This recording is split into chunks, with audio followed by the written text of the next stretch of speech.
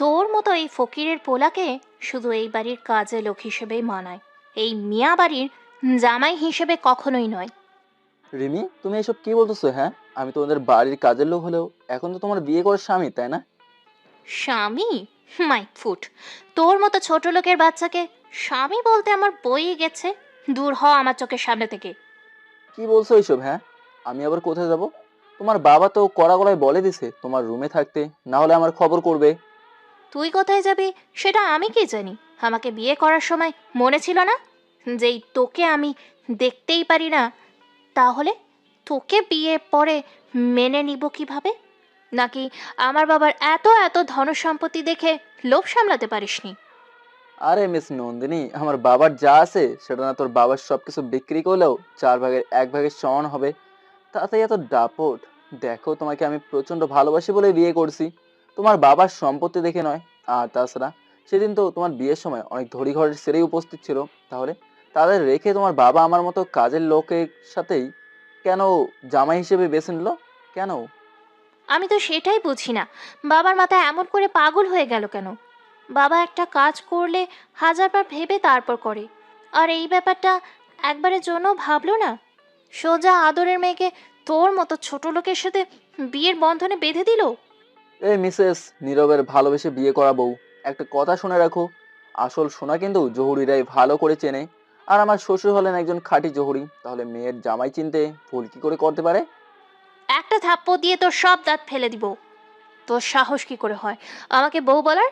হ্যাঁ, একটা কথা কান খুলে শুনে রাখ, তোর মতো 2 টাকার চাকরকে আমি আমার জামাই হিসেবে কখনোই মানব না। তোমাকে এখন মানতে হবে না, কেননা তুমি আমাকে ধীরে ধীরে মানতে বাধ্য হবে। আর ভেবো না আমি স্বামী হিসেবে তোমার উপরে কাপুরুষের মতো অধিকার খাটাবো, তোমার অনুমতি ছাড়া ছুঁয়েও দেখবো না। আরে যা যা, তোর মতো কত লুচ্চা ছেলে দেখলাম, মুখে ঠিকই বলিস কিন্তু মনের বাসনা জেগে উঠলে ঠিকই ঝাঁপিয়ে পড়িস হায়নার মতো। শোনো, তোমার সাথে কথা বলে আমার গলা ব্যথা হয়ে গেছে, এখন সুন্দর করে 1 গ্লাস ঠান্ডা পানি নিয়ে আসো তো, সোনা পাখি। নীরবের এমন কথা শুনে রিমি সঙ্গে সঙ্গে 1 সেকেন্ডও দেরি না করে নীরবের গালটা লাল রঙে রাঙিয়ে দেয়। রাগে যেন রিমির ফর্সা মুখটা লাল হয়ে গেছে।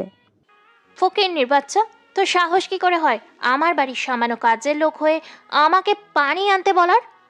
নীরব রিমির কথায় পাক্কা জবাব দেওয়ার জন্য যেন একদম প্রস্তুত ছিল। রিমি কথা শেষ করার সঙ্গে সঙ্গেই ঠাস ঠাস করে থাপ্পড় লাগিয়ে দেয়, যেটা দেখে রিমি যেন অবাকের চরম লেভেলে আছে। এই যে মিস সোনা বউ, একটা কথা ভালো করে শুনে রাখো, আগে আমার উপরে অনেক অত্যাচার করেছো, আমি মুখ বুঝে নীরবে সহ্য করে গেছি, কিন্তু আর না, দিন বদলে গেছে, কাজের লোক থেকে প্রমোশন পেয়ে গেছি মিয়া বাড়ির মেয়ের জামাই। যদিও তুমি আমাকে মানলে না অবহেলা করলে, তবু আমার পদবিটা তো আর বড়ই, তাই না লক্ষ্মী বউ? নীরব রিমির গাল টেনে উপরে কথাটা বলে। রিমি যেন অবাকের উপর অবাক হচ্ছে, কেননা যে ছেলেটা কখনো মুখের উপরে কথা বলতো না, সবকিছু নীরবে সহ্য করতো, আজকে সে আগুনের ফুলকির মতো জ্বলে উঠেছে। এটাকে সত্যি ভাবার বিষয় নয়। রিমি গালে হাত দিয়ে রাগে ফুসফুস করতে করতে বলে। ফকিন্নির বাচ্চা, তোর এত বড় সাহস এই রিমি চৌধুরীর গলে থাপ্পড় দিস, যেখানে আমার বাবা কখনো আমাকে এভাবে মারেনি। দিন বদলে গেছে বললাম না, আর তোমার গালে থাপ্পড় মেরেছি সেটা আমার দোষ, তাই না? তুমি আমার গালে দিনের পর দিন কত থাপ্পড় দিছো, আমার কি ব্যথা লাগেনি? নাকি আমার গালটা সরকারি মাল, পাথরের তৈরি? ভালো হয়ে যাও রিমি, ভালো হয়ে যাও, নাহলে তোমার কপালে খুব ভয়ঙ্কর কিছু আছে। নীরব কথাগুলো বলে রহস্য একটা বিলেনি হাসি দিয়ে রিমির উপরে ঝুঁকে পড়ে। রিমি ভয়ে চোখ বন্ধ করে ফেলে। নীরব মুচকি এসে বলে। ভয় নেই, বালিশের কাঁথাটা নিলাম। নীরব কাজের লোক হতে পারে, তবে লুচ্চা না। মনে রেখো, তোমার ইচ্ছে ছাড়া কোনোদিন তোমাকে স্পর্শও করে দেখবো না। কথাটা বলেই নীরব কাঁথা আর বালিশটা নিয়ে সোফায় গিয়ে শুয়ে পড়ে। আর এদিকে আপনাদের পছন্দের নাগী রাইকা যেন রাগকে বালিশের নিচে রেখে এক গভীর ভাবনায় বিভোর হয়ে পড়ে। রিমি ভাবতে আমরা বরং অতীতিকে ঘুরে আসি, কেননা আমি আপনাদের মন বুঝি। আপনারা যে কিছুই বুঝতেছেন না সেটা আমি বুঝেছি। তাই চলেন ঘুরে আসি অতীতের দেশ থেকে, কেমন? চোখেতে চশমা, পরনে পাঞ্জাবি, হাতে একটা খবরের কাগজ নিয়ে সোফায় বসে খুব মনোযোগ দিয়ে পড়ছেন চৌধুরী সাহেব। ঠিক তখনই বাড়ির সদর দরজা কলিং বেলটা বেজে ওঠে। এই ফুলমতি, দেখ তো দরজায় কে এসে দাঁড়িয়ে আছে। রফিক সাহেব খবরের কাগজটা হাতে ধরেই কাজের মেয়ে ফুলমতিকে ডেকে উপরে কথাটা বলে। এদিকে ফুলমতি সকালে নাস্তা তৈরি করছিল। চৌধুরী সাহেবের ডাক শুনে নরম কণ্ঠে জবাব দেয়, কেননা চৌধুরী সাহেব খুব কড়া মেজাজের মানুষ ছিলেন। জোর গলায় কথা একদম সহ্য করে না। জি সাহেব, আমি এখনই দেখছি কে এসেছে। একটু তাড়াতাড়ি গিয়ে দেখ, বেচারা কলিং বেল টিপতে টিপতে আমার কানের 12টা বাজিয়ে ফেলবে। ফুলমতি গিয়ে দরজা খুলতেই দেখতে পায় দরজার পাশে দাঁড়িয়ে আছে একটা ছেলে।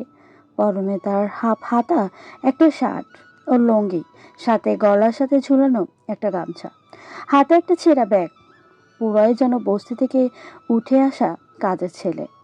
ফুলমতি ছেলেটার পা থেকে উপর পর্যন্ত খুব ভালো করে তাকিয়ে দেখে জিজ্ঞেস করে, এই যে মিস্টার, গ্রাম থেকে আসা কাজের লোক, আপনি কে শুনি? এই যে ফুলটুসি, আমি যে কাজের লোক সেটা তো নিজের মুখেই বললে, তাহলে সেটা আমাকে নতুন করে জিজ্ঞেস করার কি আছে শুনি? নীরবের কথা শুনে ফুলমতিতে সেই রাগ উঠে যায়। আর রাগ উঠবেই না কেন, যদি এমন সিম ফিগারের আটার বস্তার অধিকারী একটা মেয়েকে ফুলটুসি বলে। ওই বেটা, তোর এত বড় সাহস, হ্যাঁ? আমার ফুলটুসি বলিস? তোর বোন ফুলটুসি, তোর মা ফুলটুসি, তোর বউ ফুলটুসি। হয়েছে বোন, এবার থাম। সকাল সকাল আমার কানটার 12টা বাজাই দিছস। এখন সামনে থেকে সর, ভেতরে যাব। নীরবের এমন কথা শুনে ফুলমতি 2 হাত দিয়ে রাস্তা আটকে নীরবকে বলে, না না, সেটা তো হবে না। তোর মতো ফাজিল ছেলেকে আমি ভিতরে যেতে দিই, আর চৌধুরী সাহেব ঠাস ঠাস করে আমার চাকরিটা নট করে দিক, তাই না? নীরব ফুলমতির কথা না শুনেই ওকে সাইডে ধাক্কা দিয়ে ভেতরে আসে। নীরবকে দেখে চৌধুরী সাহেব হাতে থাকা পত্রিকাটা টেবিলের উপর রাখতে রাখতে জিজ্ঞেস করে, বাবা, তোমাকে তো ঠিক চিনতে পারলাম না। আর আজকেই তোমাকে আমার বাড়িতে প্রথম দেখছি। কে তুমি বাবা? রফিক সাহেবের কথা শুনে নীরব তার পায়ের কাছে বসে কান্না করে বলে, স্যার কি আর কমু, আমার মতো অভাগার কথা এই দুনিয়ায় আমার কেউ নাই। আমি একটা এতিম ছেলে, মানুষের বাসায় বাসায় কাজ করে পেটকে 2 মুঠা খাইতে দেই। আরে বাবা, সেটা ভালো কথা। তা তুমি এভাবে আমার পা ধরে আছো কেন? পা ছাড়ো। না স্যার, আমি খুব আশা নিয়ে এসেছি আপনার বাড়িতে। আমি কাজ করব। আপনার মনটা অনেক বড়, একদম পাহাড়ের মতো। স্যার দয়া করে আমাকে ফিরিয়ে দেবেন না। নীরবের এমন কাণ্ড দেখে ফুলমতি আর রফিক সাহেব যেন অবাকের শেষ লেভেলে পৌঁছে গেছে। ফুলমতি মনে মনে বলে, খচ্চর বেটা, নাটক ভালোই করতে পারে দেখছি। একদম স্যারের জায়গা মতো ইমোশনাল কথার তীর ছুড়ে দিয়েছে। আসলে চৌধুরী সাহেব কড়া মেজাজের লোক হলেও এতিমদের খুব ভালোবাসেন, কেননা উনি নিজেই একজন এতিম। তাই তো এতিম হয়ে এতিমের মনের কষ্ট বোঝে। আচ্ছা, তোকে না হয় আমি কাজের লোক হিসেবে রাখলাম। তা তুই কি কি কাজ করতে পারিস সেটা শুনি। আরে স্যার, আমি কি করতে পারি না বলেন, তবুও বলছি। এই যে ধরেন, সাদা ভাত, মাংসের তরকারি, বিরিয়ানি, যাবতীয় বাজার করার, ঘর দুয়ার মোছা, ঝাড়ু দেওয়া, না সরি, এটা করার জন্য ওই ফুলটুসি তো আছেই। খচ্চর বেটা, তুই আমাকে আবার ফুলটুসি বলছিস? স্যার, ওকে একদম বিশ্বাস করবেন না। ওকে দেখেই মনে হচ্ছে একটা ফটকাবাজ। এই মোটু, তুই চুপ থাক। খেয়ে খেয়ে একদম হাতি হয়ে গেছিস। আহ, এই ফুলমতি, তুই যা তো এখান থেকে। আর তোকে আমি কাজের লোক হিসেবে রাখলাম। আর বাড়িতে থাকবি, সব কাজের লোকের জন্য থাকার ব্যবস্থা আছে। তা নাম কি তোর? আমার নাম নীরব। আপনার মেহেরবানিতে আমার চাকরিটা হলো। আমি কি যে খুশি, যেটা আপনাকে বলে বোঝাতে পারবো না। ঠিক আছে, এখন তাহলে ব্যাগটা রুমে রেখে কাজে লেগে পড়। এই রহিম, ওকে তোর সাথে নিয়ে যা তো।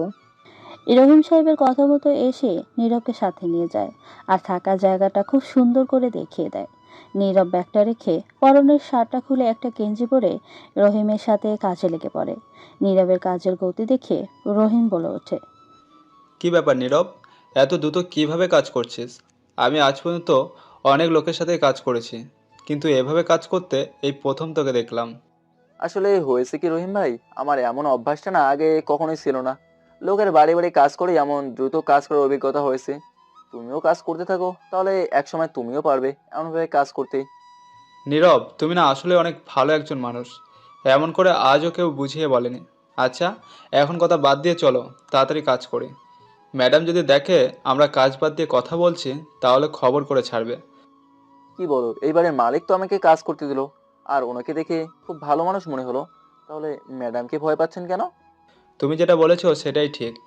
কেননা আমাদের স্যার কড়া মেজাজের মানুষ হলেও অত্যন্ত ভালো মনের একজন মানুষ। স্যার সবাইকে ধমক দিয়ে বেড়াতে পারে, তার বউ ছেলে আর আদরের মেয়ে রিমির কাছে দাঁড়াতেই পারে না। ওরে বাবা, এরা তাহলে এত ভয়ঙ্কর! আমাকে তো তাহলে খুব সাবধানে থাকতে হবে, যদি আবার একটা ভুল ভয় দেখায়। আমি আবার ভয়কে খুব ডরাই। এত বড় মানুষে তুমি ভয়কে ডরাও? আচ্ছা যাই হোক, তরকারি সব তো কাটা শেষ, তুমি তাহলে রান্না করতে শুরু করো, আমি অন্য কিছু করি। রহিমের কথা শেষ না হতেই বাইরে থেকে ভিতরে আস্তে আস্তে ফুলমতি রহিমকে বলে, রহিম ভাই, তুমি আর কাউকে কাজ করতে বলার মতো মানুষ পেলে না, তাই না? ওই ফটকাবাজ করবে কাজ তোমার মনে হয়? ফুলমতি, কি বলছিস এসব? হ্যাঁ, নীরব অত্যন্ত ভালো একজন মানুষ। ভালো মানুষ না ছাই, আমার তো দেখেই মনে হয় এখান কোনো মতলব নিয়ে এসেছে। যতটা পারো এর থেকে দূরে দূরে থাকো। রহিম ভাই, আসলে গুণী লোকের কদর তো সবাই করতে জানে না, তাই এভাবে বলছে। আর এই ফুলটুসি তো কিছুই বোঝে না, মাথা মোটা একটা। কে তোর এত বড় সাহস আমাকে আবার ফুলটুসি বলেছে? তোরে কি যে করবো, একবার শুধু সুযোগ পাই, তারপরে দেখিস। ফুলমতি কথাটা বলি রাগে হনহন করতে করতে অন্য কাজ করতে চলে যায়। এদিকে রান্নার কাজ শেষ হলে সবাই মিলে খাবার টেবিলে খাবার সাজিয়ে রাখে। সবাই খাবার টেবিলের পাশে দাঁড়িয়ে আছে, কেননা এই বাড়ির ম্যাডামের হুকুম, তারা খেতে আসলে কাজের লোকদের দাঁড়িয়ে থাকতে হবে। নীরব এখানে দাঁড়িয়ে থাক, না হলে অনেক কথা শুনতে হবে। তুই তো ম্যাডামকে চিনিস না, এটা ম্যাডামের হুকুম। ও আচ্ছা, কিন্তু কাজ তো শেষ হয়নি, তাহলে এভাবে দাঁড়িয়ে থাকবো কেন শুনি? দাঁড়িয়ে থাকলে তো সেই কাজ পরে আমাদেরকেই করতে হবে, তারা তো আর করবে না। নীরব কথাটা বলেই সেখান থেকে রান্নাঘরে চলে আসে। আর এদিকে সবাই খেতে আসে। মিসেস চৌধুরী যেই না খাবার মুখে দিতে যাবে, অমনি তাকিয়ে দেখে নীরব খাবারের বাটি নিয়ে রান্নাঘর থেকে বেরোচ্ছে। সেটা দেখে রাগে তো তার শরীর জ্বলে যাচ্ছে। ইরে, এ রহিম, এই ছোট লোকের বাচ্চাকে বলে দিসনি যে আমি খেতে আসলে এখানে দাঁড়িয়ে থাকতে হয়? আর তাছাড়া ওকে তো আগে দেখিনি। আসলে ম্যাডাম, ওর তো নতুন, আজকে স্যার ওকে কাজে রেখেছে, তাই সঠিক বুঝতে পারিনি। প্রথমকার মতো ক্ষমা করে দিন। হাসালি রে, আমি যদি ওকে প্রথম দিন বলে ক্ষমা করে দেই, তাহলে আমার উপরে তোদের যে ভয়টা আছে সেটা কমে যাবে। আমি তো এটা চাই না। এই তুই এখানে আয়। রজনী চৌধুরীর কথা শুনে নীরব তার কাছে এসে নরম কণ্ঠে বলে ওঠে। জি ম্যাডাম, বলেন কি বলার জন্য আমাকে রেখেছেন? নীরব কথা বলার সাথে সাথেই রজনী চৌধুরী নীরবের গালে একটা কষে থাপ্পড় দিয়ে বলে, তোর সাহস কি করে হয় আমার মুখের উপরে কথা বলার? হ্যাঁ, আমি তোকে ডেকেছি, তুই এসে এখানে দাঁড়িয়ে থাকবি, সেটা না করে ডাকলি কেন? ম্যাডাম, আপনিই তো ডাকলেন, তাই ভেবেছি কথাটা জিজ্ঞেস করি। Sorry madam. নেক্সট টাইম এমন ভুল যেন না হয়, তাহলে আমি তোর পিঠের চামড়া তুলে নিব, বলে দিলাম। নীরব কিছু বলতে যাবে ঠিক সেই মুহূর্তে সিঁড়ি দিয়ে নামতে নামতে রিমি বলে ওঠে, আম্মু, সকাল সকাল নিজের মেজাজ আর হাতের ব্যায়াম করার জন্য এই ছাগলটা কোথায় পাইলা? আর বলিস না রে মা, তোর বাবা নাকি এই ছোট লোককে আজকেই কাজে রেখেছে। ভুল করেছে, তাই একটু গালে নকশা বানিয়ে দিলাম, যেন এমন ভুল আর না করে। তুমি পারো বটে। আচ্ছা, বাবাকে দেখছি না যে, বাবা কোথায় গেছে শুনি? ছোট ম্যাডাম, স্যার একটু বাইরে গেছে, এখনই এসে পড়তে পারে। ও আচ্ছা, ঠিক আছে। এদিকে নীরব রিমিকে দেখি ক্রাশ খেয়ে বসে আছে। রিমি উপর থেকে যেন চোখ ফেরাতেই পারছে না। রিমিকে খুব সুন্দর লাগছে। ক্রাশ না খেয়ে কি আর উপায় আছে বলেন? একটা সাদা টপস ও জিন্স পরছে, ঠোঁটে হালকা লিপস্টিক, আর কপালে একটা ছোট্ট টিপ। যেন রিমির রূপের আলো নীরবের অন্ধকারে ঢেকে থাকা মনটা ছকছক হয়ে গেছে। হঠাৎ রিমি খেয়াল করে নীরব ওর দিকে হা করে তাকিয়ে আছে। এই ছেলে, তোর চোখ যে আমি তুলে নিব সেটা কি তুই জানিস না? আমার দিকে এভাবে হাঁ করে তাকিয়ে আছিস কেন? এর আগে কখনো মেয়ে দেখিসনি নাকি? ম্যাডাম, মেয়ে তো অনেক দেখেছি, কিন্তু এমন সুন্দর ডানাকাটা পরি তো এই প্রথম আপনাকেই দেখলাম। নীরবের কথা শুনে উপস্থিত সবাই যেন অবাক হয়ে তাকিয়েছে, কেননা আজও কেউ রিমির কথা জবাবে কথা বলার সাহস পায়নি। আর নীরব এটা কি বলল? আসলে নীরব অবাক হয়ে রিমির দিকে তাকিয়ে আছে, তাই কি বলছে সে নিজেও জানে না। রিমি বসা থেকে উঠে নীরবের গালে একটা থাপ্পড় দিয়ে টেবিলে থাকা গরম জাইলের বাটিটা ওদিকে ছুঁড়ে মারে, যাতে করে নীরবের শরীরের অনেক অংশেই পড়ে যায়। তোর সাহস কি করে হয় আমার মুখের ওপর কথা বলার? হ্যাঁ, আমার সাথে কথা বলার সাহস আজও কারোর হয়নি, আর তুই কথা বলছিস? রিমি এবার আর কোনো কথা না বলে চুপ করে দাঁড়িয়ে আছে। মনের কোণে হাজারো রাগের ছোট ছোট কণাগুলো বড় হতে থাকলেও সেটা প্রকাশ না করে চোখের কোণে জমে থাকা জল নিয়ে নীরবের দিকেই দাঁড়িয়ে আছে। নীরবের এমন অবস্থা দেখে রহিমের অনেকটাই খারাপ লাগে। সেও তো নিরুপায়, কিছুই বলতে পারে না। আমার চোখের সামনে থেকে এক্ষুনি যা, তোকে যেন আমার চোখের সামনে না দেখি। যদি দেখি তাহলে তোর চোখ আমি উপড়ে নিব, মনে রাখিস। নীরব কিছুই বলছে না। এদিকে রিমির এমন কথা শুনে বাইরে থেকে ভিতরে আসতে আসতে রিমির বাবা মিস্টার রফিক চৌধুরী বলে ওঠে। কি রে মা, কি হয়েছে? তুই এইভাবে নীরবের সাথে এমন কথা বলছিস কেন? নীরব তো অনেক ভালো একটা ছেলে। ভালো না চাই, তুমি জানো ও আমার সাথে কেমন ব্যবহার করেছে? আবার ফকিরের পোলার সাহস কত বড়, আমার মুখের উপর কথা বলে। এই সামান্য বিষয় নিয়ে তুই ওর সাথে এমন ব্যবহার করবি, এটা আমি কখনোই আশা করিনি। মারে, এতিমরা আসলেই অসহায়, তারপরেও তাদের সাথে কেন এমন করিস? হুম? এহ, আইসে কি আমার এতিমের কাহিনী শোনাতে। এই, তুমি যদি এখন আর একটা কথা বলো তো তোমার আজকের খাবার বন্ধ। Is that clear? আচ্ছা নাও, চুপ করে থাকলাম, কিছুই কমু না আমি। এইভাবে আর কত মানুষের উপরে অত্যাচার করবা? এর শাস্তি যে তোমাদের একদিন পেতেই হবে। তোমার সাথে আমার ছেলে মেয়েকে এমন করা শিখিয়েছে। রফিক চৌধুরীর কথা শুনে রজনী চৌধুরী তো সেই লেভেলের রাগ ওঠে। ভাগ্যিস স্বামীকে মারা লাগে না, না হলে এতক্ষণে মেরে বালু চাপা দিয়ে দিত। তবুও নিজের রাগকে কন্ট্রোল করতে না পেরে বলে, আমি তোমার ছেলে মেয়েকে তাহলে খারাপ বানাইতেছি, তাই না? একটা কথা ভালো করে শুনে রাখো, আর একবার যদি এই কথা বলতে শুনেছি তাহলে স্বামী মানবো না, সোজা বৃন্দাবন পাঠিয়ে দেব। যৌবন থাকলে বেঁচে থাকার জন্য স্বামীর অভাব হয় না। ছি, এমন একটা কথা বলতে তোমার বিবেকে বেঁধে আসলো না? আমি কখনোই ভাবতে পারিনি তুমি এমন জঘন্য মনের একজন মানুষ। রফিক চৌধুরী কথাটা বলেই সেখান থেকে রাগ করে না খেয়েই রুমে চলে আসে। আর এদিকে রিমে উঠে আবারও নীরবের গায়ে আঘাত করতে শুরু করে আর বলতে থাকে, শুধু তোর মতো ফকিরের জন্য এমনটাই হলো। বাবা না খেয়ে চলে গেল, সাথে আম্মুও না খেয়ে রাগে চলে গেল। দেখুন ম্যাডাম, সবকিছু যদি আমার একাই দোষ হয় তাহলে আপনাদের দোষ কোথায়? আমরা যেটাই করব সেটাই ন্যায়, আর তুই যেটা করবি সেটা হবে অন্যায়। ফের যদি তোর মুখে খই ফোটার মতো কথা ফোটে তাহলে সুই সুতা দিয়ে তোর মুখ বন্ধ করে দিব। রিমি কথাটা বলেই সেখান থেকে রাগে গজগজ করতে করতে চলে যায়। আর এদিকে নীরবের কাছে এসে ফুলমতি বলে, তখন তো আমার সাথে খুব পটর পটর করলি, এখন তো কিছুই বলতে পারলি না। হাওয়া শেষ হয়ে গেছে নাকি? এই ফুলটসি, সরি ফুলমতি, তুই একটু চুপ কর তো। শুধু যা নয় তাই বলিস। দেখলি নীরব কেমন করলো? আমি বললাম এমনটা তোকে না করতে, সেটা না শুনেই করলি। আরে ভাই, এতে আমি কিছুই মনে করিনি। আসলে তাদের পেট তো ভরেই গেছে, তাই এমন কাহিনী করে চলে গেল। কই স্যারের মতো না খেয়ে তো গেল না। তুই না আসলে ভালো হবে না, এত মায়ের পরেও এভাবে কি করে বলিস? হুম? ভাই, আমি আমার মতো কেউ হতে পারবে না, তাই এইসব ভাবা বাদ দাও। এইভাবে আরো অনেক কথা বলে সবকিছু পরিষ্কার করে ফেলে। আর নীরব প্লেটে করে খাবার নিয়ে রফিক সাহেবের রুমে চলে আসে। নীরব রুমের বাইরে দাঁড়িয়ে, স্যার, অনুমতি দিলে আমি কি ভেতরে আসতে পারি? আরে নীরব যে, আয় আয় ভেতরে আয়, বাইরে দাঁড়িয়ে আছিস কেন? স্যার, আপনি তো কিছুই খেলেন না, না খেয়ে রুমে চলে আসলেন, তাই আমি আপনার জন্য খাবার নিয়ে আসলাম। আরে তুই আবার এটা করতে গেলি কেন? শুধু শুধু তোর কষ্ট হলো। এমনিতেই ওরা তোর গালের যে অবস্থা করেছে। আরে স্যার, আমি ওইসব কিছুই মনে করি নাই। আপনি কথা না বলে দয়া করে খেয়ে নিন তো। আচ্ছা, আমি খেয়ে নিচ্ছি। তুই একটা কিছু নিচে নিয়ে গিয়ে আমার জন্য এক গ্লাস ঠান্ডা পানি নিয়ে আয় তো। ঠিক আছে স্যার, আমি এখনই খাচ্ছি, আপনি খাওয়া শুরু করেন কেমন? হুম, ঠিক আছে। তারপর নীরব হাসি খুশি মনটা নিয়ে মনের কোণে জমে থাকা রাগটাকে লুকিয়ে রেখে নিচে চলে আসে। নিজের হাতে ফ্রিজ থেকে একটু পানি বের করে নর্মাল পানির সাথে মিশিয়ে আবারও রফিক সাহেবের রুমে আসে। স্যার এই নিন আপনার জন্য আমি নিজের হাতে স্পেশাল পানি নিয়ে এসেছি।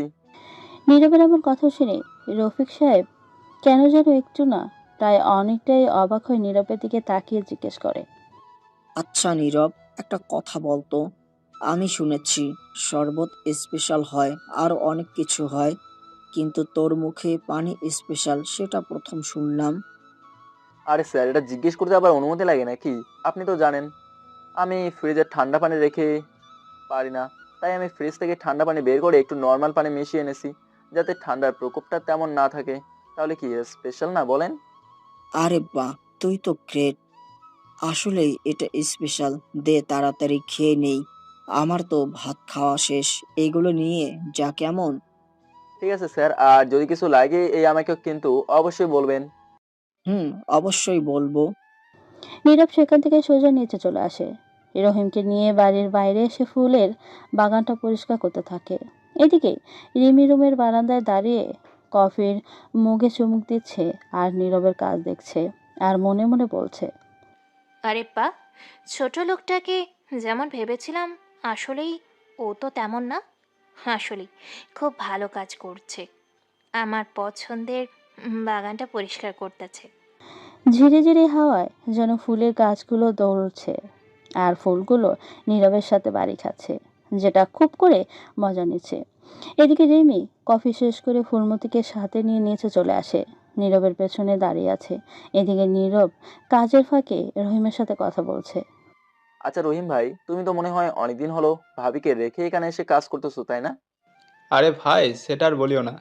আমি সময় পাই না পাগলিটাকে দেখতে যাওয়ার। সব সময় ফোন করে পাগলিটা কান্না করে। আরে ভাই, কজনের কপালে এমন লক্ষ্মী বউ জোটে বলো? তোমার কপাল অনেক ভালো, তাই ভাবি তোমাকে এত ভালোবাসে। তুমি ঠিক বলেছ। ভাই, ভাবছি এবারে স্যারের থেকে ছুটি নিয়ে পাগলিটাকে দেখে আসবো। ঠিক আছে ভাই, আমিও তোমার জন্য স্যারের কাছে সুপারিশ করবো নি, কেমন? এইভাবে ওরা কথা বলছে আর পেছনে দাঁড়িয়ে শুনছে রিমি। এদিকে ফুলমতি বিভিন্ন কথা বলে বলে কান পচাচ্ছে রিমির। আবামনি দেখছেন ওরা কতটা ফাঁকিবাজ, কাজের নামে এখানে এসে শুধু গল্প করতে, সে সুখ দুঃখের। দাঁড়া, আমি ওদের সুখে দুঃখে আলাপ করা বের করছি। এই নীরব, তোমাকে এখানে কাজ করার জন্য রাখা হয়েছে, আর তুই কাজ না করে শুধু গল্প করতেছিস। হুম। রিমির কথা শুনে নীরব পেছনে তাকিয়ে তো অবাক হয়ে যায়, কেননা নীরব ভাবেইনি রিমি এখানে আসতে পারে। আসলে ম্যাডাম, কাজ করার সময় আমার কথা না বললে না ভালো লাগে না, তাই কথা বলছি আর কাজ করছি। ম্যাডাম দেখেন না রহিম ভাই ভাবিকে কিভাবে কষ্ট দিচ্ছে। ওর বউকেও কষ্ট দিক না ভালোবাসা দিক, সেটা ওর একান্ত ব্যক্তিগত ব্যাপার। সেটা নিয়ে তোমাকে ভাবতে বলেছে কে?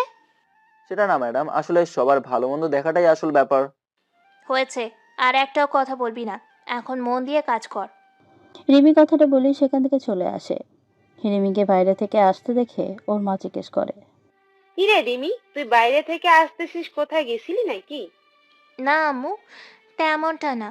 আসলে নীরব আর রহিম ভাইয়া ফুলের বাগানটা পরিষ্কার করতেছে, সেটাই একটু দেখে আসলাম। ও আচ্ছা। আর রাহুলকে ফোন দিয়ে দেখিস তো, ও আজকে আসবে নাকি? আম্মু, আমি সকালেই ভাইয়াকে ফোন দিয়েছিলাম। ভাইয়া বলেছে আজকে আসতে চাইছিল, কিন্তু মামা নাকি বলেছে কালকে আসার জন্য, তাই ভাইয়া কালকে আসবে। ও আচ্ছা। এখন তাহলে তুই তোর রুমে গিয়ে ফ্রেশ হয়ে নে, কেমন? তোকে তো আবার ভার্সিটিতে যেতে হবে। হুম আম্মু। রিমি কথাটা বলে রুমে এসে রেডি হয়ে নেয়। জুতা পরতে গিয়ে মনে মনে একটা ফোন দিয়ে এঁটে জোরে জোরে চিল্লিয়ে নীরবকে ডাকে। এই নীরব, নীরব, এই নীরব, কোথায় গিয়ে মরলি? হ্যাঁ, তাড়াতাড়ি আমার রুমে আয়। রিমির এমন জোর গলা ডাক শুনে নীরব বাগানে কাঁচ ফেলে দৌড়ে রিমির দরজায় এসে বলে। ম্যাডাম আপনি আমাকে ডেকেছেন? ওই, তোকে আমি কখন থেকে ডাকছি, আর তুই এখন আইসা বলছিস কি জন্য ডাকছি? হুম। ম্যাডাম আপনি ডাকার সাথে সাথেই তো আমি সব কাজ ফেলে হুসেন বোল্টের মতো গতিতে দৌড়ে এখানে আসছি। ঠিক আছে, এখন আমার জুতো মুছে আমার পায়ে পরিয়ে দে। ম্যাডাম কি বলছেন? আমি আপনার পায়ে জুতা পরিয়ে দেবো? এটা একটু বেশি হয়ে যাচ্ছে না? থাপড়াইয়া তোর দাঁত ফেলে দিব। আমার মুখে মুখে কথা বলিস, যেটা বলছিস সেটা কর তাড়াতাড়ি। নীরব আর কোনো কথা না বলে কাঁধ থেকে গামছাটা নিয়ে জুতা জোড়া ভালো করে পরিষ্কার করে রিমির পায়ে পরিয়ে দেয়। জেনে নীরবের হাত রিমির পায়ে স্পর্শ করতে অমনি একটা লাথি দিয়ে ফেলে দেয়। নীরবকে অনেকটা দূরে গিয়ে বসে পড়ে। ফকিরনির বাচ্চা, তোর সাহস কি করে হয় আমার শরীর স্পর্শ করার? হ্যাঁ, তুই যে এত লুচ্চা সেটা তো আমার জানা ছিল না। আর তোর শরীর এত শক্ত কেন? আমি মেরে একটুও মজা পাই না। ইস, আত্মা ব্যথা করতেছে। ম্যাডাম, আপনিই তো বললেন জুতা পরিয়ে দিতে, আর জুতা পরতে গেলে তো পা স্পর্শই হবেই। একটা কথাও বলবি না, যা ভাগ এখান থেকে। আমি ভার্সিটিতে যাচ্ছি বলেই তুই বেঁচে গেলি, না হলে তোর খবর ছিল। নীরব আর কিছু না বলে সেখান থেকে চলে আসে। আর এদিকে রিমি ওর ভার্সিটিতে চলে আসে বান্ধবীদের সাথে নিয়ে। রিমির রাগি মুখটা দেখে মিমি বলে, কে রে রিমি, তোর মুখটা এমন কেন দেখাচ্ছে? মনে হচ্ছে কাউকে ইচ্ছে মতো পেটাতে পারিসনি। আর বলিস না বান্ধবী, আমার বাবা একটা নতুন কাজের লোক রেখেছে। ওকে দেখেই আমার খুব রাগ ওঠে, শুধু মারতে ইচ্ছে করে। এই তো সকালে জুতো পরাতে নিয়ে অমনি ওর হাত আমার পা স্পর্শ করেছে। ব্যাস, হয়ে গেল একটা দোষ। দিলাম ঠাস ঠাস করে কষে 2টা থাপ্পড় ওর শক্ত নরম গালে। কি বলিস? একটা কাজের ছেলের সাথে এমন কেন করতে গেলি? ওরা কত কষ্ট করে কাজ করে, আর তাছাড়া একজনকে জুতো পরাতে হলেও হাত পা স্পর্শ করবেই। চুপ থাক, তোকে দালালি করতে বলিনি, শুধু নীতি কথাই বলিস। মনে রাখিস, এইসব ফকিরের বাচ্চাদের আশকারা দিয়ে মাথায় নয়, বরং লাথি গুঁতা দিয়ে পায়ের নিচে রাখাই উত্তম। বাবা, মহারানীর কি বুদ্ধি! এমন করতে থাকলে না, পরে বাড়িতে কাজ করার জন্য কোনো কাজের লোক থাকবে না। তখন সব কাজ নিজেদেরকেই করতে হবে। তখন বুঝবি কত মজা। দেখ রিমি, তোর কথা কিন্তু আমার কাছে কেমন জানি লাগছে, তাই থেমে যা, না হলে আমি কি তোর কথা বলার স্বাদ মিটিয়ে দিব। হুম। না বাবা না, আমার কথা বলতেই হবে। আমি বোবা হয়ে থাকতে পারবো না। এখন তাহলে চল ক্লাসে যাই। হুম, চল। রিমি আর মিমি যেই না সামনের দিকে যেতে নিছে অমনি পেছন থেকে একটা বাইক এসে রিমির সামনে দাঁড়িয়ে যায়। বাইক থেকে নামে একটা ছেলে, চুলগুলো স্টাইল করা, সাথে কালার, কানে একটা দুল, হাতে আরো কত কিছু, সাথে এক গছ ফুল। রিমি তো ওকে দেখে রাগে ফুঁসতে থাকে। কেন এই ছেলে, মানে রকি রিমিকে ভালোবাসে বলেই রোজ জ্বালাতন করে। আজকেও তার বিপরীতে হলো না। রকি রিমির সামনে হাঁটু কেড়ে বসে। Rimi, I love you. আমার ভালোবাসাটা গ্রহণ করো। তুই আমাকে ভালোবাসিস তাই না? দাঁড়া, তোর ভালোবাসা আমি ছোটাচ্ছি। ইচ্ছে ভালোবাসতে। রিমির আগে গজগজ করতে করতে রকির হাত থেকে ফুলগুলো নিয়ে মাটিতে ফেলে পা দিয়ে পিষে রকির মুখের উপরে ছুঁড়ে মারে। উপস্থিত সবাই যেন তাকিয়ে হাসছে। লজ্জায় অপমানে রকি যেন মাটির সাথে মিশে যাচ্ছে। তুই কি ভেবেছিস তোর মতো ছেলেকে ভালোবাসবো আমি? তুই হিসেব করে বের করতে পারবি এ পর্যন্ত কত মেয়ের সাথে ভালোবাসার নাটক করে রুম ডেট করেছিস? আরে আমার অনেক অনেক পাওয়ার আছে, তাই তো এত এত মেয়েকে বিছানায় নিয়ে তাদের মন ভরে মজা দিতে পারি। তুমি রাজি হও, তোমাকেও মন ভরে মজা দেব। রকির কথা শুনে রিমি যেন নিজের রাগকে কিছুতেই ধরে রাখতে পারছিল না। পায়ে জুতা খুলে রকির গালে মারে। আগেরবার অপমান মনে না করলেও এবার যেন রকির সহ্য হচ্ছে না। রকির রাগী কণ্ঠে বলে, তোর মতো মেয়েকে আমার বিছানায় পেতে না 1 মিনিটও সময় লাগে না। তোকে শুধু ভালোবাসি বলে কিছু বলছি না। তুই যেটা করলি সেটার জন্য তোকে প্রস্তুত হতে হবে। তোর এই যৌন ভরা রূপ কতদিন থাকে সেটাও আমি দেখব। তোর এমন অবস্থা করব যে কেউ তোর দিকে তাকাতেও ভয় পাবে। আরে যা যা, তোর মতো টিকটিকি মার্কা লুইচ্ছা গুন্ডা আমি সব সময় বাম পকেটে রাখি। ইচ্ছে এই রিমি চৌধুরীকে ধমক দিতে।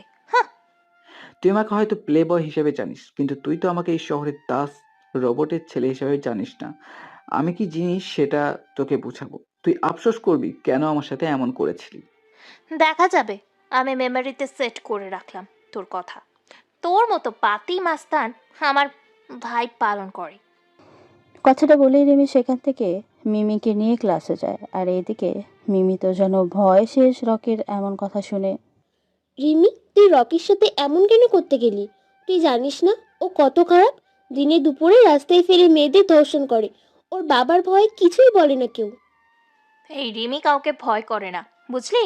ও যদি আমাকে রাস্তায় ফেলে ধর্ষণ করা মেয়েদের মতো মনে করে তাহলে সম্পূর্ণ ভুল। এই রিমি চৌধুরী একটা আগুনের গোলা, কাছে আসলেই জ্বলে পুড়ে ছারখার হয়ে যাবে। রিমি, আমার খুব ভয় করতেছে তোকে নিয়ে। খুব অল্প দিন হলো আমার সাথে তোর পরিচয় হয়েছে, তাই আমি এত অল্প সময়ে তোকে হারাতে চাই না। আরে ধুর, এইসব চিন্তা মাথা থেকে ঝেড়ে ফেলে মনোযোগ দিয়ে ক্লাস করতো।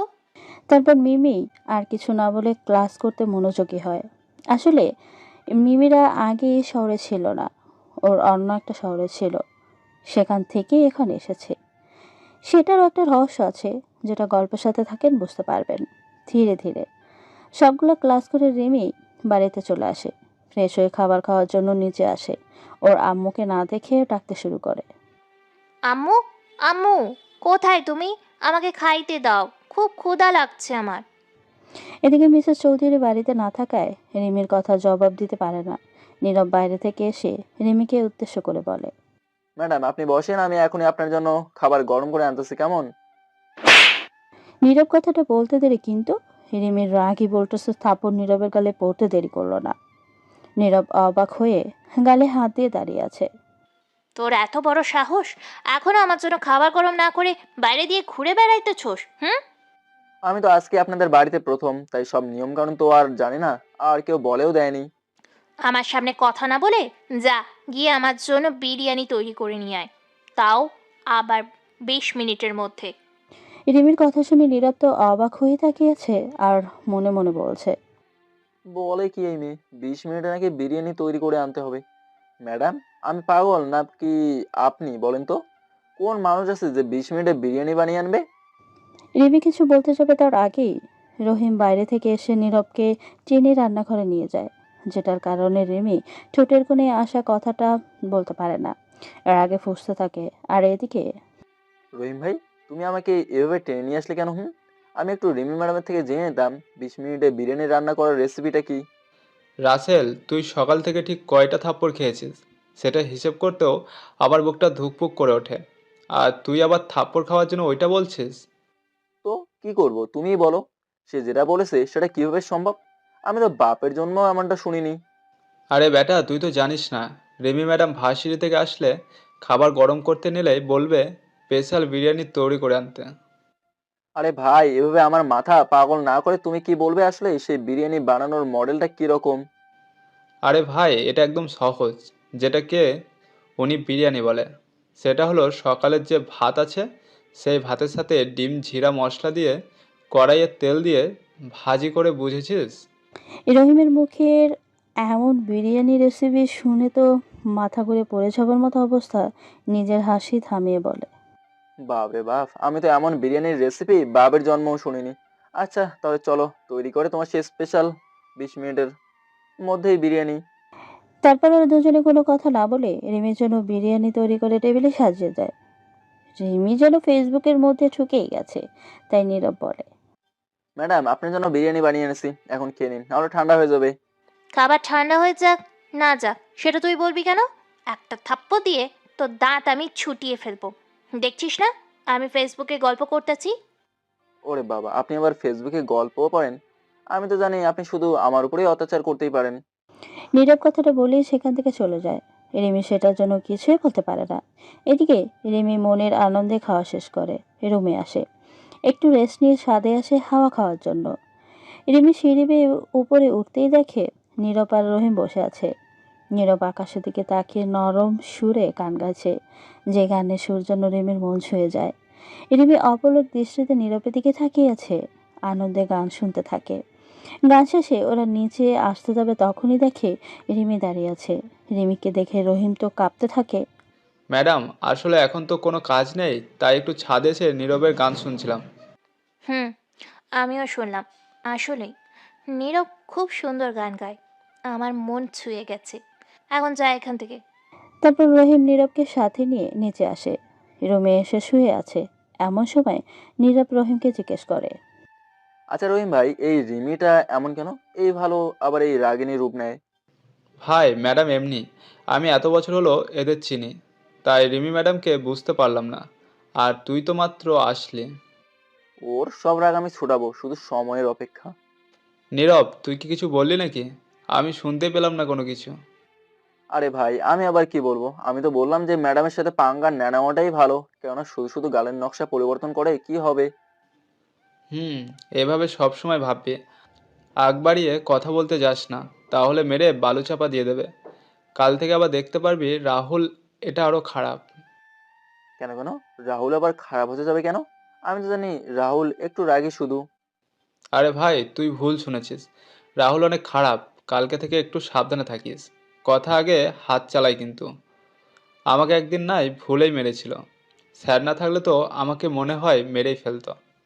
রহিম ভাই, তুমি তো জানো না ওর এইসব দাদাগিরি ছোটানোই আমার কাজ। রহিম ভাই, তোমার কথা শুনে তো আমার এখনই ভয় হয়ে, না জানি কালকে আবার কি হয়। যা হবে সেটা কালকে দেখা যাবে। এখন একটু ঘুমাতে দে। একটু পরে আবার রাতের জন্য রান্না করতে হবে। নীরব আর কিছু বলে না। রহিমের সাথে নিজেও ঘুমিয়ে পড়ে। সন্ধ্যায় রহিমের ডাকে ঘুম ভাঙে নীরবের। এই নীরব, নীরব, উঠে পড়। আমাদের কাজ করতে হবে। কি বলছো? মাত্র না আমরা ঘুমাইলাম, আর তুমি এখন আমাকে ডাকতেছো? আমি তো বাসায় এমন সময় ঘুমিয়েই থাকতাম। কি বলছিস? বাসায় ঘুমিয়ে থাকতি মানে? তুই তাহলে কাজ করতি কখন শুনি? আরে সেটা না, আসলে বলতে চাইছি এমন সময় ঘুমালে বাড়ির লোক আমাকে ডাকতোই না, বুঝেছো? আরে বাহ, তুই তো তাহলে অনেক ভালো বাড়িতে কাজের লোক হিসেবে ছিলি। এত সুবিধা রেখে কেন যে আসতে গেলি বুঝলাম না। আমি হলে তো সারা জীবন ওখানেই থাকতাম। কেন যে এসেছি সেটা তো শুধু আমিই জানি। আচ্ছা রহিম ভাই, কথা অনেক হলো, এখন চলো কাজের দিকে যাওয়া যাক। তারপর আর ওরা আর কোনো কথা না বলে রাতের খাবার তৈরি করতে চলে যায়। রাতে সব খাবার টেবিলে সাজিয়ে রাখে। রিমি এখন তো আসতেছে না দেখে। এই নীরব, রিমিকে গিয়ে ডেকে আনতো। এখনো আসতেছে না কেন কে জানে। ঠিক আছে ম্যাডাম, আমি এখনই যাচ্ছি, আপনি কোনো চিন্তাই করিয়েন না। নীরব কথাটা বলি রুমের সামনে চলে আসে। রুমের বাইরে থেকে নরম সুরে বলে, রিমি ম্যাডাম, আপনার আম্মু আপনাকে খাবার জন্য ডাকতেছে, তাড়াতাড়ি চলেন। তুই যা, আমি এক্ষুনি আসতেছি। রিমির কথাটা কেন জানি নীরবের কাছে চিন্তিত কণ্ঠের মনে হলো। তাই নীরব বাইরে দাঁড়িয়ে থাকে।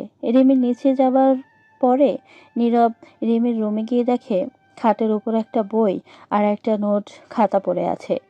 নীরব খাতাটা খুলে দেখে একটা অঙ্ক করতে নিম্নে পক্ষে 10টা পেজ নষ্ট করেছে, তবুও করতে পারেনি। নীরব একটা রহস্য হাসি দিয়ে রিমির খাতায় অঙ্কটা করে জলদি নিচে চলে আসে। কি রে, তোর উপর থেকে আসতে এত দেরি হলো কেন? হুম।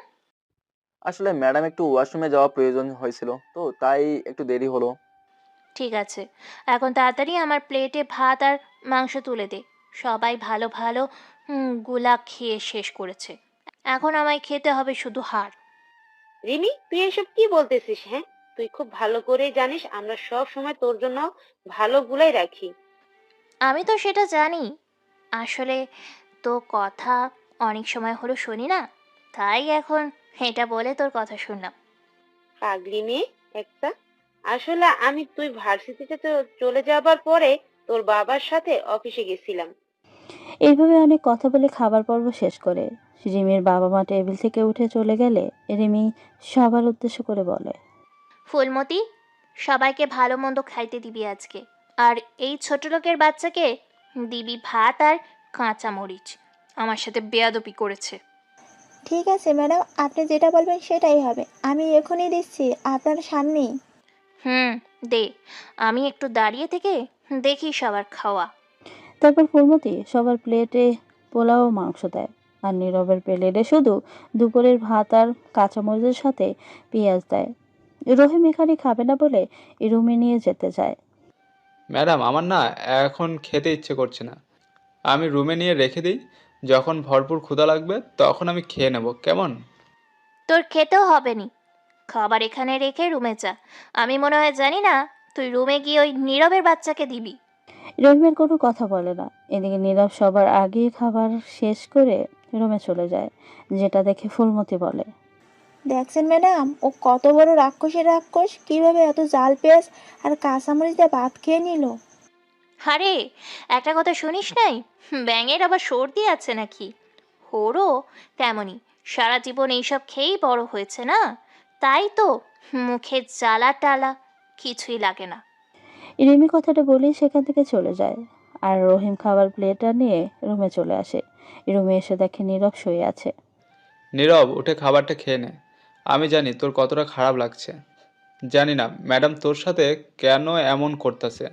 আমাদের সাথে যাই করুক না কেন, খাবার নিয়ে কিছুই বলে না। আরে দূর, এইসব খাবার আমি খেলে তুমি খাবে কি? তার চেয়ে বরং তুমি খেয়ে নাও। আর তাছাড়া আমি তো কাঁচামরিচ দিয়ে খেয়েছি, পোলাওর থেকেও বেশি স্বাদ লেগেছে খেতে। দেখ, তুই না খেলে আমিও খাবো না। তোর সাথে হতে পারে আমার আজকেই পরিচয়, কিন্তু তোকে আমি আমার ভাইয়ের চোখে দেখি। আচ্ছা ঠিক আছে, এই নাও আমি খেলাম, এখন তুমিও খাও কেমন? তারপর নীরব একটু খেয়ে নেয়, সাথে সাথে রহিমও খেয়ে নেয়। খাবার শেষ করে ঘুমিয়ে যায়। সকালে ঘুম থেকে উঠেই ওরা দুজন সবার জন্য কফি বানিয়ে নেয়। নীরব, তোকে আজকে কফি নিয়ে যেতে হবে না। আজকে আমি সবাইকে কফি দিয়ে আসতেছি, কেমন? না, তুমি কেন এত কষ্ট করবে? তুমি খাবার বানাও, আমি দিয়ে আসি। আরে দূর, তুই এখানে কাজ কর, আমি দিয়ে আসি। আর কোনো কথা বলবি না কিন্তু। এই রহিম নীরবের কোনো কথা না শুনেই কফি নিয়ে সবাইকে দেয়। এখন শুধু রিমিকে দিলেই দেওয়া শেষ হবে। এই রহিম রিমির রুমের সামনে এসে দরজা টোকা দিলেই রিমি এসে দরজা খুলে দেয়। Madam, good morning. আর এই নিন আপনার গরম গরম কফি, সাথে বিস্কুট। আপনি তো আবার বিস্কুট খেতে পছন্দ করেন। কি ব্যাপার, আজকে তুই কফি নিয়ে আসলি কেন? ওই ছোট লোকের এত বড় সাহস, নিজে কফি না নিয়ে এসে অন্যকে পাঠায়। ওকে তো আজকে আমি কি যে করব। না ম্যাডাম, ও কিছু বলেনি। আমি নিজেই বরং ওকে রান্না করতে দিয়ে কফি নিয়ে এসেছি। প্লিজ ওকে কিছু বলিয়েন না। কি করব না করব সেটা কি আমি তোর থেকে শিখবো? হ্যাঁ, ইডিয়েট একটা। যা গিয়ে নীরবকে কফি নিয়ে আসতে বল, তাও আবার নতুন করে গরম করে কফি বানিয়ে। ঠিক আছে ম্যাডাম, আমি এক্ষুনি গিয়ে পাঠিয়ে দিচ্ছি। তারপর রহিম আর কিছু না বলে সেখান থেকে সোজা রান্নাঘরে চলে আসে। নীরবকে ডেকে বলে, নীরব, রিমি ম্যাডাম তোকে কফি নিয়ে যেতে বলেছে। আমার কফি সে খাবে না। সেটা আমি তোমাকে আগেই বললাম, কিন্তু তুমি তো আমার কোনো কথাই শুনলে না। সেটা কোনো কথা না, আসলে তোর কপালে অনেক শনি আছে। আজকে আমি যেটা বুঝলাম, এখন কফি বানিয়ে তাড়াতাড়ি নিয়ে যা, না হলে কি করবে আল্লাহই জানে। ঠিক আছে, কি আর করব, আমি এখনই যাচ্ছি। এটা ছাড়া আমার তো আর কিছুই করে নেই, তাই না? কথা না বলে জলদি যা। তারপর নীরব আবার নতুন করে কফি বানিয়ে রিমির রুমের সামনে এসে দাঁড়িয়ে থাকে। রিমিকে ডাকার সাহস হচ্ছে না। মনের মাঝে এতটাই ভয়, না জানি কি হয়। তবুও ভয়কে দূরে রেখে মনের কোণে এক বস্তা সাহস এনে রিমিকে ডেকে বলে, ম্যাডাম, আপনার জন্য গরম গরম কফি, তাড়াতাড়ি খেয়ে নিন, না হলে ঠান্ডা হয়ে যাবে। ওই হারামজাদা, তোর একটা সামান্য কফি নিয়ে আসতে এত সময় লাগে? হুম, আর তাছাড়া তুই কফি না এনে রহিমকে দিয়ে পাঠিয়েছিস কেন? আমার কি দোষ? উনি তো ইচ্ছে করে নিয়ে আসলেন। আমি তো অনেক করে মানা করছিলাম, কিন্তু সে আমার কোনো কথাই শুনলো না। হয়েছে হয়েছে, আর কথা বলতে হবে না। এখন কফি ঠান্ডা না গরম সেটা তো আমার চেক করে দেখতে হবে। তোরা তো আবার পারিস শুধু ফাঁকিবাজি করতে। ম্যাডাম, দেখতে হবে না, পিওর গরম আছে, কারণ আমি মাত্র বানিয়ে এনেছি গরম গরম কফি। হো আচ্ছা, সেই জন্য তো দেখতে হবে, কেননা ফাঁকিবাজি করার মেইন সর্দার যে তুই। রিমি কথাটা বলে নীরবের আঙ্গুলটা নিয়ে কফির কাপে ডুবিয়ে দেয়। নীরব একটা চিৎকার দিয়ে ওঠে। আউ! না, তুই মিথ্যে বলিসনি, আসলেই কফি গরম আছে। আর ইস, এই কফি তো খাওয়া যাবে না, তোর হাতের রং চলে এসেছে। যা, আমার জন্য আবার কফি বানিয়ে নিয়ে আয়। নীরব কোনো রকম কথা না বলে আবারও নিচে চলে আসে আর সুন্দর করে একটা কফি বানিয়ে নিয়ে আসে।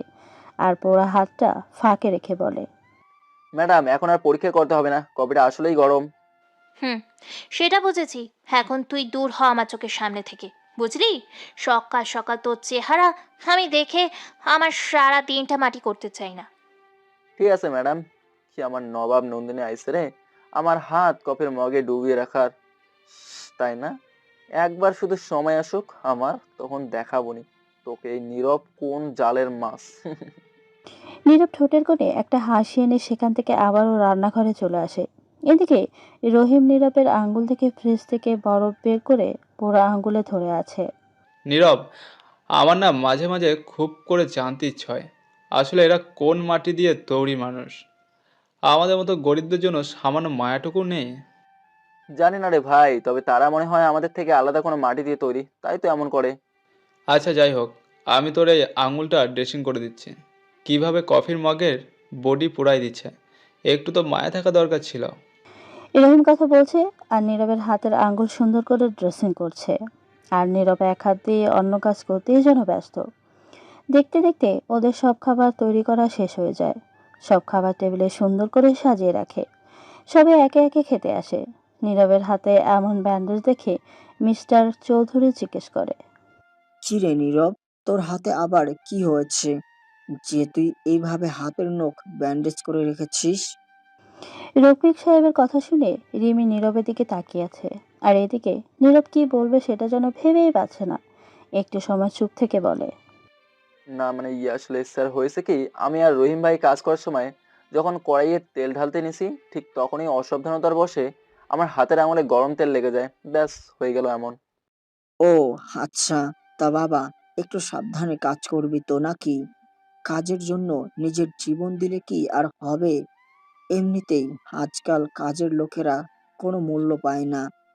রফিক সাহেব কথাটা রিমি ও রিমির মায়ের দিকে তাকিয়ে বলে, কেননা সে ভালো করেই জানে নীরবের সাথে কিছু একটা হয়েছে। কারণ কিছু না হলে নীরব এমন মানে করতো না। এদিকে রিমি যেন হাঁপ ছেড়ে বাঁচল। বাবা, তুমি ওদের হয়ে এত কথা কেন বলছো? আমি তো সেটাই বুঝছি না। ওরা হলো কাজের লোক, ওদের সাথে সব সময় এমনভাবেই কথা বলতে হবে? কথাটা মনে রেখো, গরিবকে সব সময় নিচেই রাখতে হয়, মাথায় তুলতে নেই। আরে বাহ, মারা আমার একদম ঠিক কথা বলেছিস। আমার তো গর্বে বুকটা ভরে যাচ্ছে তোর কথা শুনে। তুই একদম আমার মতো হয়েছিস। হাসো, বেশি করে হাসো। যখন এর জন্য মাসুল দিতে হবে তখন বুঝবা কেমন মজা আর কত ধানে কত চাল। তুমি চুপ থাকো, তোমার সাথে তো আমার কোনো কথা বলতে ইচ্ছে করছে না। এই নীরব, এদিকে রুটির বাটিটা দে তো। জি ম্যাডাম, এ নিন রুটি, আর এই যে নিন আপনার পছন্দের মাংসের ভুনা। কিরে, তোকে তো দেখলাম ফাঁকিবাজি করতেই সময় পার করে দিস। তা আজকে এত কাজের মানুষ কিভাবে হলি? কি যে বলেন না ম্যাম, আমি তো বরাবরই কাজের মানুষ, সেটা শুধু ছোট ম্যাডাম বোঝে না। নীরবের কথা শুনে রিমি তো নীরবের দিকে অগ্নি দৃষ্টিতে এক ধ্যানে তাকিয়ে আছে। নীরব যেন কিছুই বুঝতেছে না ওর সাথে কি হবে। আম্মু, দেখলে নীরবের বাচ্চার সাহস কত বড়! তোমার সামনে আমাকে বলে আমি নাকি ওকে কাজের লোক মনে করি না। রিমিমা, আমার এসব বাদ দে তো। আর আজকে তো রাহুল আসবে, তাই না? হুম, আহবে ভাইয়াকে ছাড়া বাড়িটা পুরোই যেন মরা মরা লাগে। তাই তো আমি ফোন দিয়েই বলি, ভাইয়া কবে আসবা, কবে আসবা। হয়েছে, আর বলতে হবে না। তোকে আমি চিনি না মনে করেছিস? রাহুলের থেকে শপিং করিয়ে নেবার জন্য কত ধান্দা তোর। রিমি ওর মায়ের এমন কথা শুনে ন্যাকা কান্না শুরু করে দেয়। আর এইদিকে নীরব যেন মুখ টিপে হাসছে। হ্যাঁ আম্মু, তুমি এভাবে আমাকে বলতে পারলে? আমি ভাইয়াকে শুধু শপিং করিয়ে দেওয়ার জন্যই ভালোবাসি। থাক মা, আর এভাবে চোখের জলে কাজল মুছতে ফেলতে হবে না। রাহুল আসলে আমি নিজেই বলবো তোকে যেন নতুন যে জামার কালেকশনটা আইসে মার্কেটে সেটা কিনে দেয়। রিমি ওর মায়ের কথা শুনে খাবার টেবিল থেকে উঠে ওর আম্মুর কাছে গিয়ে তাকে জড়িয়ে ধরে গালে একটা চুমু দিয়ে আদর সুরে বলে, এই তো আমার লক্ষ্মী আম্মু, তুমি একমাত্র মানুষ যে আমার মনের কথা বুঝতে পারো। বাবা তো একটুও বোঝে না। আরে বাহ, মা আমার কত সুন্দর করে পোল্ট্রি নিচ্ছিস। সেদিন যে শপিং করার টাকা দিলাম তখন আমি খুবই ভালো ছিলাম, আর এখন বাবা কিছুই বোঝে না, তাই না? রিমি এবার ওর মাকে ছেড়ে বাবার কাছে এসে বাবার গলা জড়িয়ে ধরে কানে কানে বলে, বাবা, তুমি তো আমার বেস্ট আব্বু। আম্মুকে তো শুধু এমনি এমনিই বললাম। আব্বু, এটা আবার আম্মুকে কিন্তু বলো না, হ্যাঁ? রিমির এমন কথা শুনে রফিক সাহেব হাসবে নাকি কাঁদবে কিছুই যেন বুঝতে পারছে না। তবুও রিমিকে উদ্দেশ্য করে বলে, থাক মামুনি, এভাবে আর বলতে হবে না। তুই যে কত চালাক সেটা তোর আম্মু জানে আর আমিও জানি। আহ, আমি যে চালাক, হে এটা শুধু তোমরাই জানো, শুধু আমি নিজেই জানি না, তাই না? আজকে আস ভাইয়া আজকে আসলে আমি বিচার দিব, দেখে নিও। এটা ভুলও রাহুলকে বলতে যাস না, তাহলে থাপড়ে তোর দাঁত ফেলে দিব। কেননা রাহুল ভালো করেই জানে তুই কোন লেভেলের ফাজিল। রিমি কিছু বলতে যাবে ঠিক সেই মুহূর্তে রাহুল বাড়ির ভেতরে ঢুকতে ঢুকতে বলে ওঠে, কার এত বড় সাহস আমার কলিজার টুকরা বোনকে ফাজিল বলে, হ্যাঁ? রিমি ভাইয়ের কথা শুনে দৌড়ে গিয়ে জড়িয়ে ধরে। কেননা রিমি রাহুলকে খুব ভালোবাসে। আর রাহুলও রিমির সব আবদার পূরণ করেই যেন বেশি আনন্দ পায়। এটাই ভাই বোনের প্রকৃত ভালোবাসা, তাই না? থাক বোন, তোর আর আদিক্ষেতা করতে হবে না। আমি খুব ভালো করেই জানি তোর এখন কি চাই, আর সেটা আমি আসার সময় সাথে করে নিয়েই এসেছি। কেন কালকে রিদিকে শপিংয়ে নিয়ে গেছিলাম, তাই তোর জন্য এনেছি। রিমি তোর পছন্দের জামা পেয়ে খুব খুশি, আর খুশিতে আত্মহারা হয়ে অভিমানী কঞ্চের রাহুলকে বলে। আমার জন্য পছন্দের জিনিস এনেছো, এটা ভালো কথা। আমি অনেক খুশি হয়েছি। কি, আমি অনেক রাগও করেছি এখন। রিমির এমন কথা শুনে সবাই তো অবাক, আর অবাক হবেই না কেন, তাই না বলেন? হাসি খুশিতে ভরে থাকা মেয়েটা নাকি রাগ করেছে। রিমির উদ্দেশ্যে ওর আম্মু বলে। কি রে মা, তুই না মাত্র বললি তুই অনেক খুশি, তাহলে এখন আবার পোল্টি নিলি কেন? এভাবে যেখানে তোর পছন্দের সবকিছুই রাহুল এনেছে। আম্মু, তুমি বোঝো না আমি ভাইয়ার সাথে ঘুরতে কত পছন্দ করি। আর ভাইয়া কিনা ভাবিকে নিয়ে একাই শপিংয়ে ঘুরেছে। এই পেতনিটি দি তোর ভাবি মানে? একটা থাপ্পড় দিয়ে সব দাঁত ফেলে দেবো কইলাম। হ্যাঁ, নিজেরা কাপল সেজে ঘুরে বেড়াবে, আমি কইলেই সেটা দোষ। যাও, তোমার লগে কোনো কথা নাই। রিমি উপরে কথাটা বলেই গাল ফুলিয়ে সোফায় গিয়ে বসে পড়ে। আর এদিকে রাহুল ওর কাছে এসে বলে। দেখো তো আম্মু, রিমি কি শুরু করেছে। আমি কি রিদিকে ভালোবাসি নাকি যে ও বলবে? আরে বাবা, রিমি তো তোর সাথে ফাজলামো করেছে। তোর পিছনে দেখ, ফাজিল মেয়ে দাঁত বের করে হাসতেছে। তুই তো জানিস নি, রিমি তোকে সব সময় রাগিয়ে দেয়। রাহুল পিছনে ফিরেই দেখে আসলে রিমি ওর দিকে তাকিয়ে হাসতেছে। আর এদিকে নীরব তো অবাক ভাই বোনের এমন দুষ্টুমিষ্টি ভালোবাসা দেখে।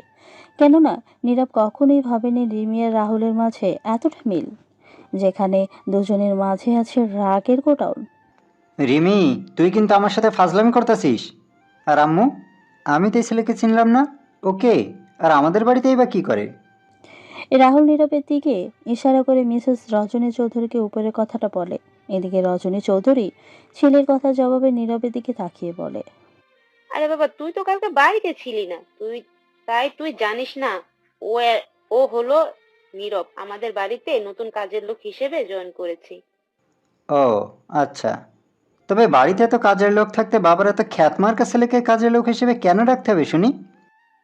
দেখ রাহুল, আমার কাজের কোনো ভুল ধরবি না। আমি ওকে কাজে রেখেছি কারণ আমার ওকে ভালো লেগেছে। ও বাবা, তুমি একটা ছেলের পরিচয় না জেনেই এতটা বিশ্বাস করে চাকরি দিয়ে দিলে, যদিও আমাদের বাড়িতে চুরি করে পালিয়ে যায়। আর তাছাড়া বাবা, তোমার যদি ওকে মেয়ের জামাই হিসেবে পছন্দ হয় তাহলে কি রিমিকে ওর সাথে বিয়েও দিয়ে দেবে? হ্যাঁ দেব, সমস্যা কোথায়? আর তাছাড়া মেয়েকে তো এক জায়গায় না আর এক জায়গায় বিয়ে দিতেই হবে, তাই না? বাবা, তোমার সাথে আমার কথা বলতে ইচ্ছে করছে না। থাকো তোমরা, আমি বরং রুমে গেলাম। এই পেতনি, আয় আমার রুমটা গুছিয়ে দিবি।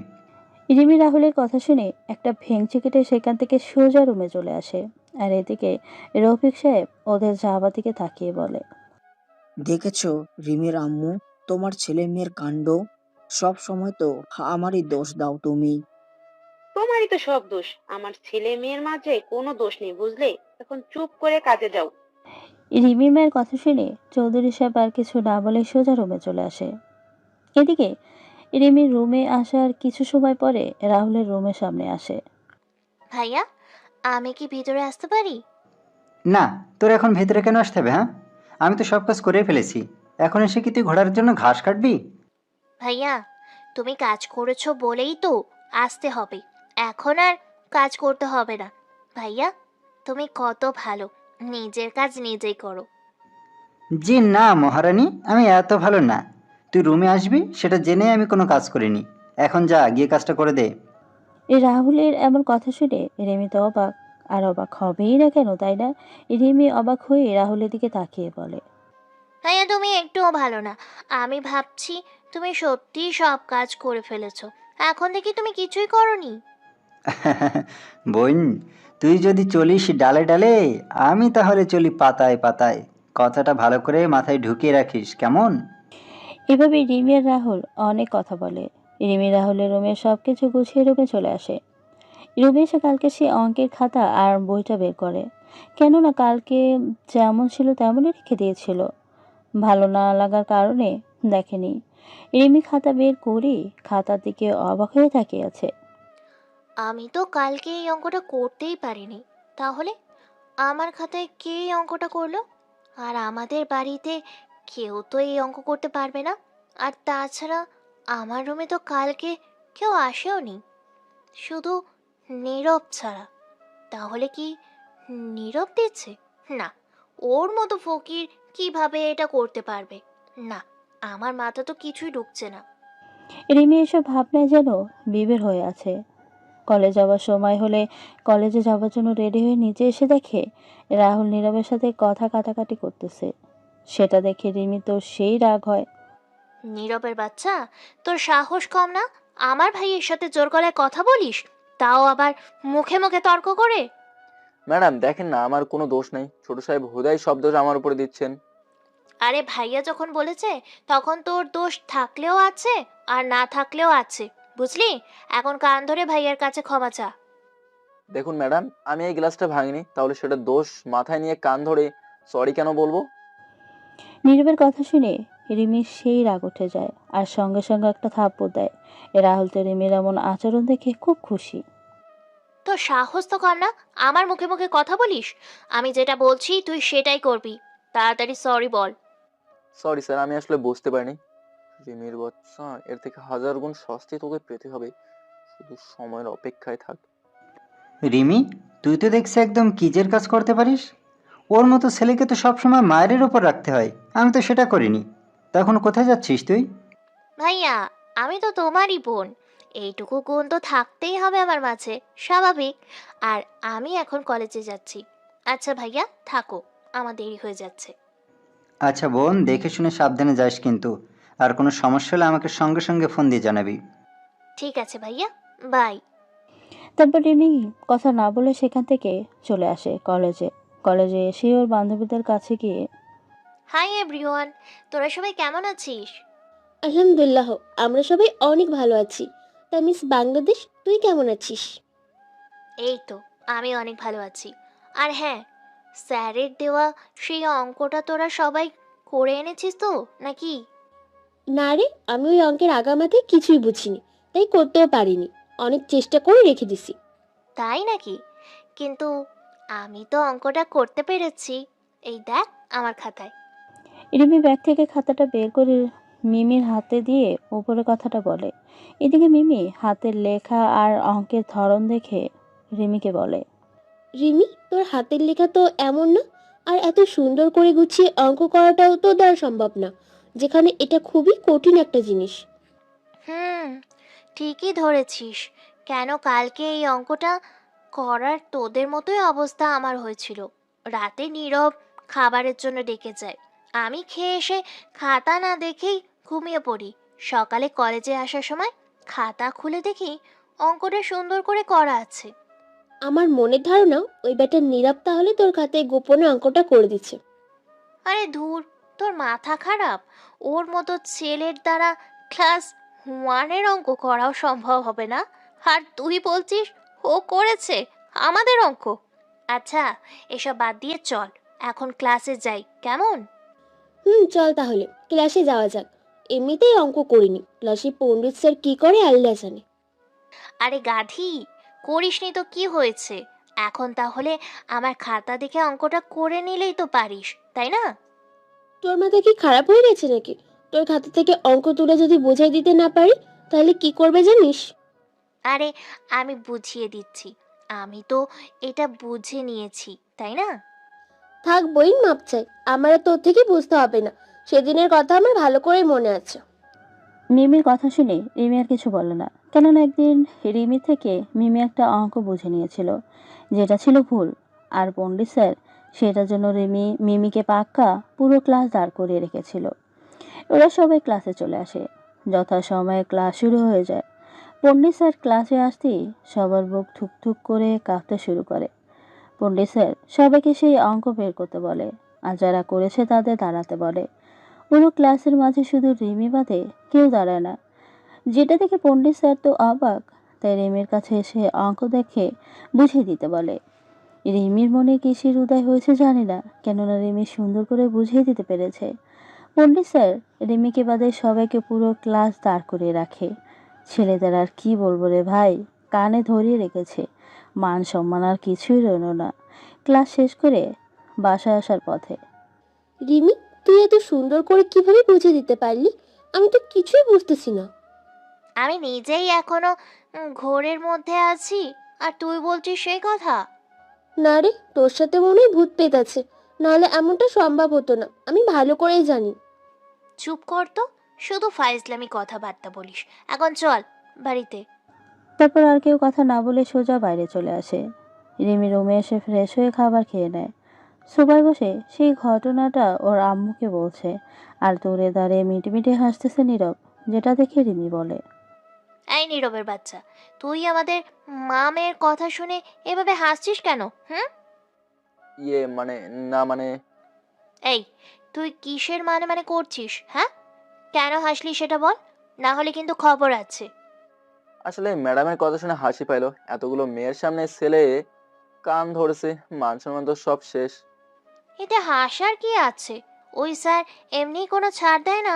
আমার কপালে এমনটাই জুটতো যদি কেউ আমার খাতায় অঙ্কটা না করে রাখতো। আমার মনে হয় ভূত আপনার কষ্ট দেখেই করে দিছে, না হলে আর কেডাই কইরা দিবে, তাই না? ফাইজলামি মারাস আমার লগে? হুম, যা গিয়ে কাজ কর, খালি কাজের ফাঁকি দেওয়া। নীরব গিয়ে কাজ করতে থাকে। এদিকে অফিসে বসে কলম কামড়াচ্ছে আর ফাইলের পাতা উল্টিয়ে দেখছে নীলিমা। নীলিমা হলো আর কে কোম্পানির বস, কাজের প্রতি খুবই কঠোর, কেউ ছাড় পায় না কাজে ফাঁকি দিয়ে, সেটা হোক মা, বাবা বা ভাই। নীলিমার এমন ভাবনার মাঝে বাইরে থেকে মিস্টার মাসুদ সাহেব বলে ওঠে, আর মাসুদ সাহেব হলেন নীলিমার বাবা। মামুনি, আমি কি ভেতরে আসতে পারি? আরে বাবা, তুমি আমার কেবিনে আসবে আর সেটার জন্য অনুমতি চাইছো? এটা কিন্তু আমার কাছে ভালো লাগলো না একদম। তা মা, তোর কাছে তো অনুমতি নিয়েই ভেতরে আসতে হবে, তাই না? এইসব বাদ দিয়ে বলো, এমন সময় আমার অফিসে কেন এসেছো? আসলে অফিসে একটা কাজে তোর সাইন নেবার দরকার পড়লো, তাই ভাবলাম সাইনটা নিয়ে আসি, আর আমার মামুনির চাঁদ মুখটাও দেখে আসি। ও আচ্ছা, তাহলে তুমি বসো, আমি কফি আনতে বলছি। তুমি আমার অফিসে এসেছো বলে কথা। নীলিমা, আমি বলি কি, তুই এইবার বিয়েটা করে ফেল। দিন দিন কত সুন্দর হয়ে যাচ্ছিস দেখতেছিস, সবাই তো তোকে পছন্দ করে বসে। এইবার বুঝলাম আমার অফিসে ফাইল সাইন করা একটা বাহানা। এই বিয়ের কথা বলাটা হচ্ছে তোমার আসল উদ্দেশ্য। আম্মু তোমাকে এইসব বলতে পাঠিয়েছে, তাই না? আম্মুকে বলে দিও আমি বিয়ে করছি না, যতদিন আমার ভাই না ফিরে আসে। দেখ মা, তোর মাকে আমি বুঝাতে পারবো না, আমি কিছু বললেই আমার পাটার উপর তুলে চেপে। আচ্ছা বাবা, আমি বলবো। এখন তাহলে কফিটা খেয়ে যাও, অফিসে কাজের কত ক্ষতি হচ্ছে। তারপর মাসুদ সাহেব কফিটা খেয়ে মেয়ের অফিস থেকে বেরিয়ে নিজের অফিসে চলে আসেন। আসলে নীলিমার ভাই বাড়ি থেকে চলে আসার কারণে নীলিমাও চলে এসেছে অন্য একটা বাড়িতে থেকে অফিস দেখাশোনা করে, আর সবর বাবা মা দেখাশোনা করে। এখন নীলিমার সুনামধন্য ভাই কে হবে সেটা গল্পের সাথে থাকেন জানতে পারবেন। নীলিমা মোবাইলের স্ক্রিনে ভাইয়ের ছবি বের করে দেখছে আর অঝোর চোখে জল ফেলছে। এদিকে মাসুদ সাহেব দরজা ঠেলে ভিতরে প্রবেশ করতে যাবে, ঠিক তখনই রহিমা চৌধুরী কটকট কণ্ঠে বলে ওঠে, না না, একদম আমার কেবিনে তুমি আসবে না। আমি সেই কথাটা বলার জন্যই পাঠিয়েছি, সেটা কত দূর বলো আগে। তুমি কি ভুলে গেছো, তুমি শের হলে তোমার মেয়ে শুয়া শের। তীর একটাই কথা, তোমার ছেলেকে না পাওয়া পর্যন্ত বিয়ের নাম মুখেও নিবে না। নীলিমা কেন বুঝে না ও আর আমাদের কাছে আসবে না? আমরা কি ওকে কম খুঁজেছি? রহিমা, বাদ দাও না এইসব, তোমার একটা ভুলের কারণে ছেলে মেয়ে দুজনকেই হারিয়েছি আমরা। সেই ভুলটা যে আমাকে কুরে কুরে খায়। আচ্ছা, আমিও দেখব নীলিমা কতদিন বিয়ে করবে না বলে থাকতে পারে। না, এই মা মেয়ের মাঝখানে পড়ে আমার হয়েছে যত সব জ্বালা। আমি এই দিকেও যেতে পারছি না, আবার ওই দিকেও যেতে পারছি না। কি একটা জ্বালায় পড়লাম ভাই। এভাবে অনেক কথা বলে ওরা সবাই চলে আসেন। নীলিমা যে দূরে থাকে সেটা কিন্তু না, একই বাসা থাকে, শুধু ওর আম্মুর সাথে কথা বলে না। আর কেন বলে না সেটাও জানতে পারবেন, গল্পের সাথেই থাকেন কেমন। নীলিমা সোফায় বসে কফি খাচ্ছে আর টিভিতে কার্টুন দেখছে, আর পাশেই বসে, জানো নীরবের বাবা, আজকে দেখলাম পাশের বাসার ভাবির মেয়ে নিধি এসেছে। কত সুন্দর একটা ফুটফুটে বাচ্চা হয়েছে ওর। আহ, নিধির মা নিধিটাকে নিয়ে এইখানে ওইখানে ঘুরে বেড়ায় মনের আনন্দে। দেখলে কোলে নিয়ে খেলা করতে ইচ্ছা করে। আমার কপালে কি আর এই সৌভাগ্য আছে? মায়ের এমন কথা শুনে নীলিমার আর বুঝতে বাকি রইল না কথার তীরটা কোন দিকে ছুঁড়ে মারছে। নীলিমা ওর বাবাকে বলে, বাবা, তুমি তোমার সতীনের মেয়েকে বলে দাও এমন কথা যেন না বলে। এ বললেই হলো নাকি? আমি 1000বার বলবো, তুই বিয়ে না করা আগ পর্যন্ত। বাবা, সতীনের মেয়েকে বলে দাও আমি কখনো বিয়ে করব না, আর এটা নিয়ে কাউকে নাক গলাতেও হবে না।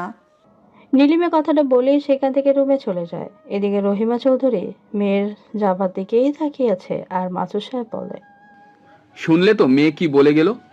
তারপরেও কেন ওকে জ্বালাতন করো?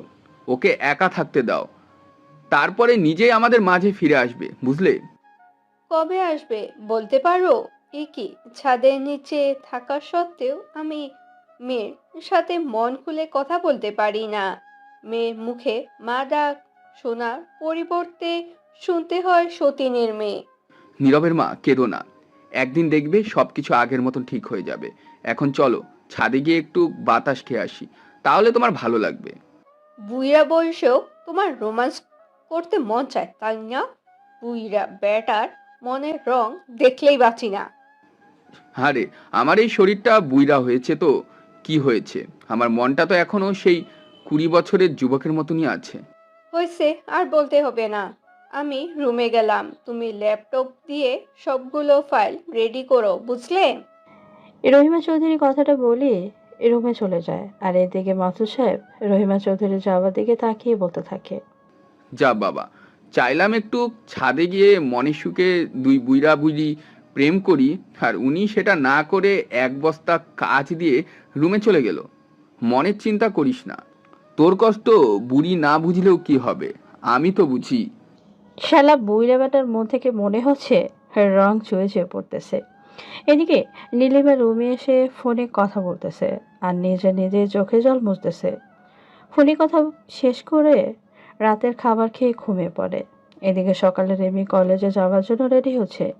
জুতা পরতে গিয়ে দেখে জুতা পালিশ করতে হবে, তাই নীরবকে ডাকে। এই নীরব, নীরব, কোথায় গেলি?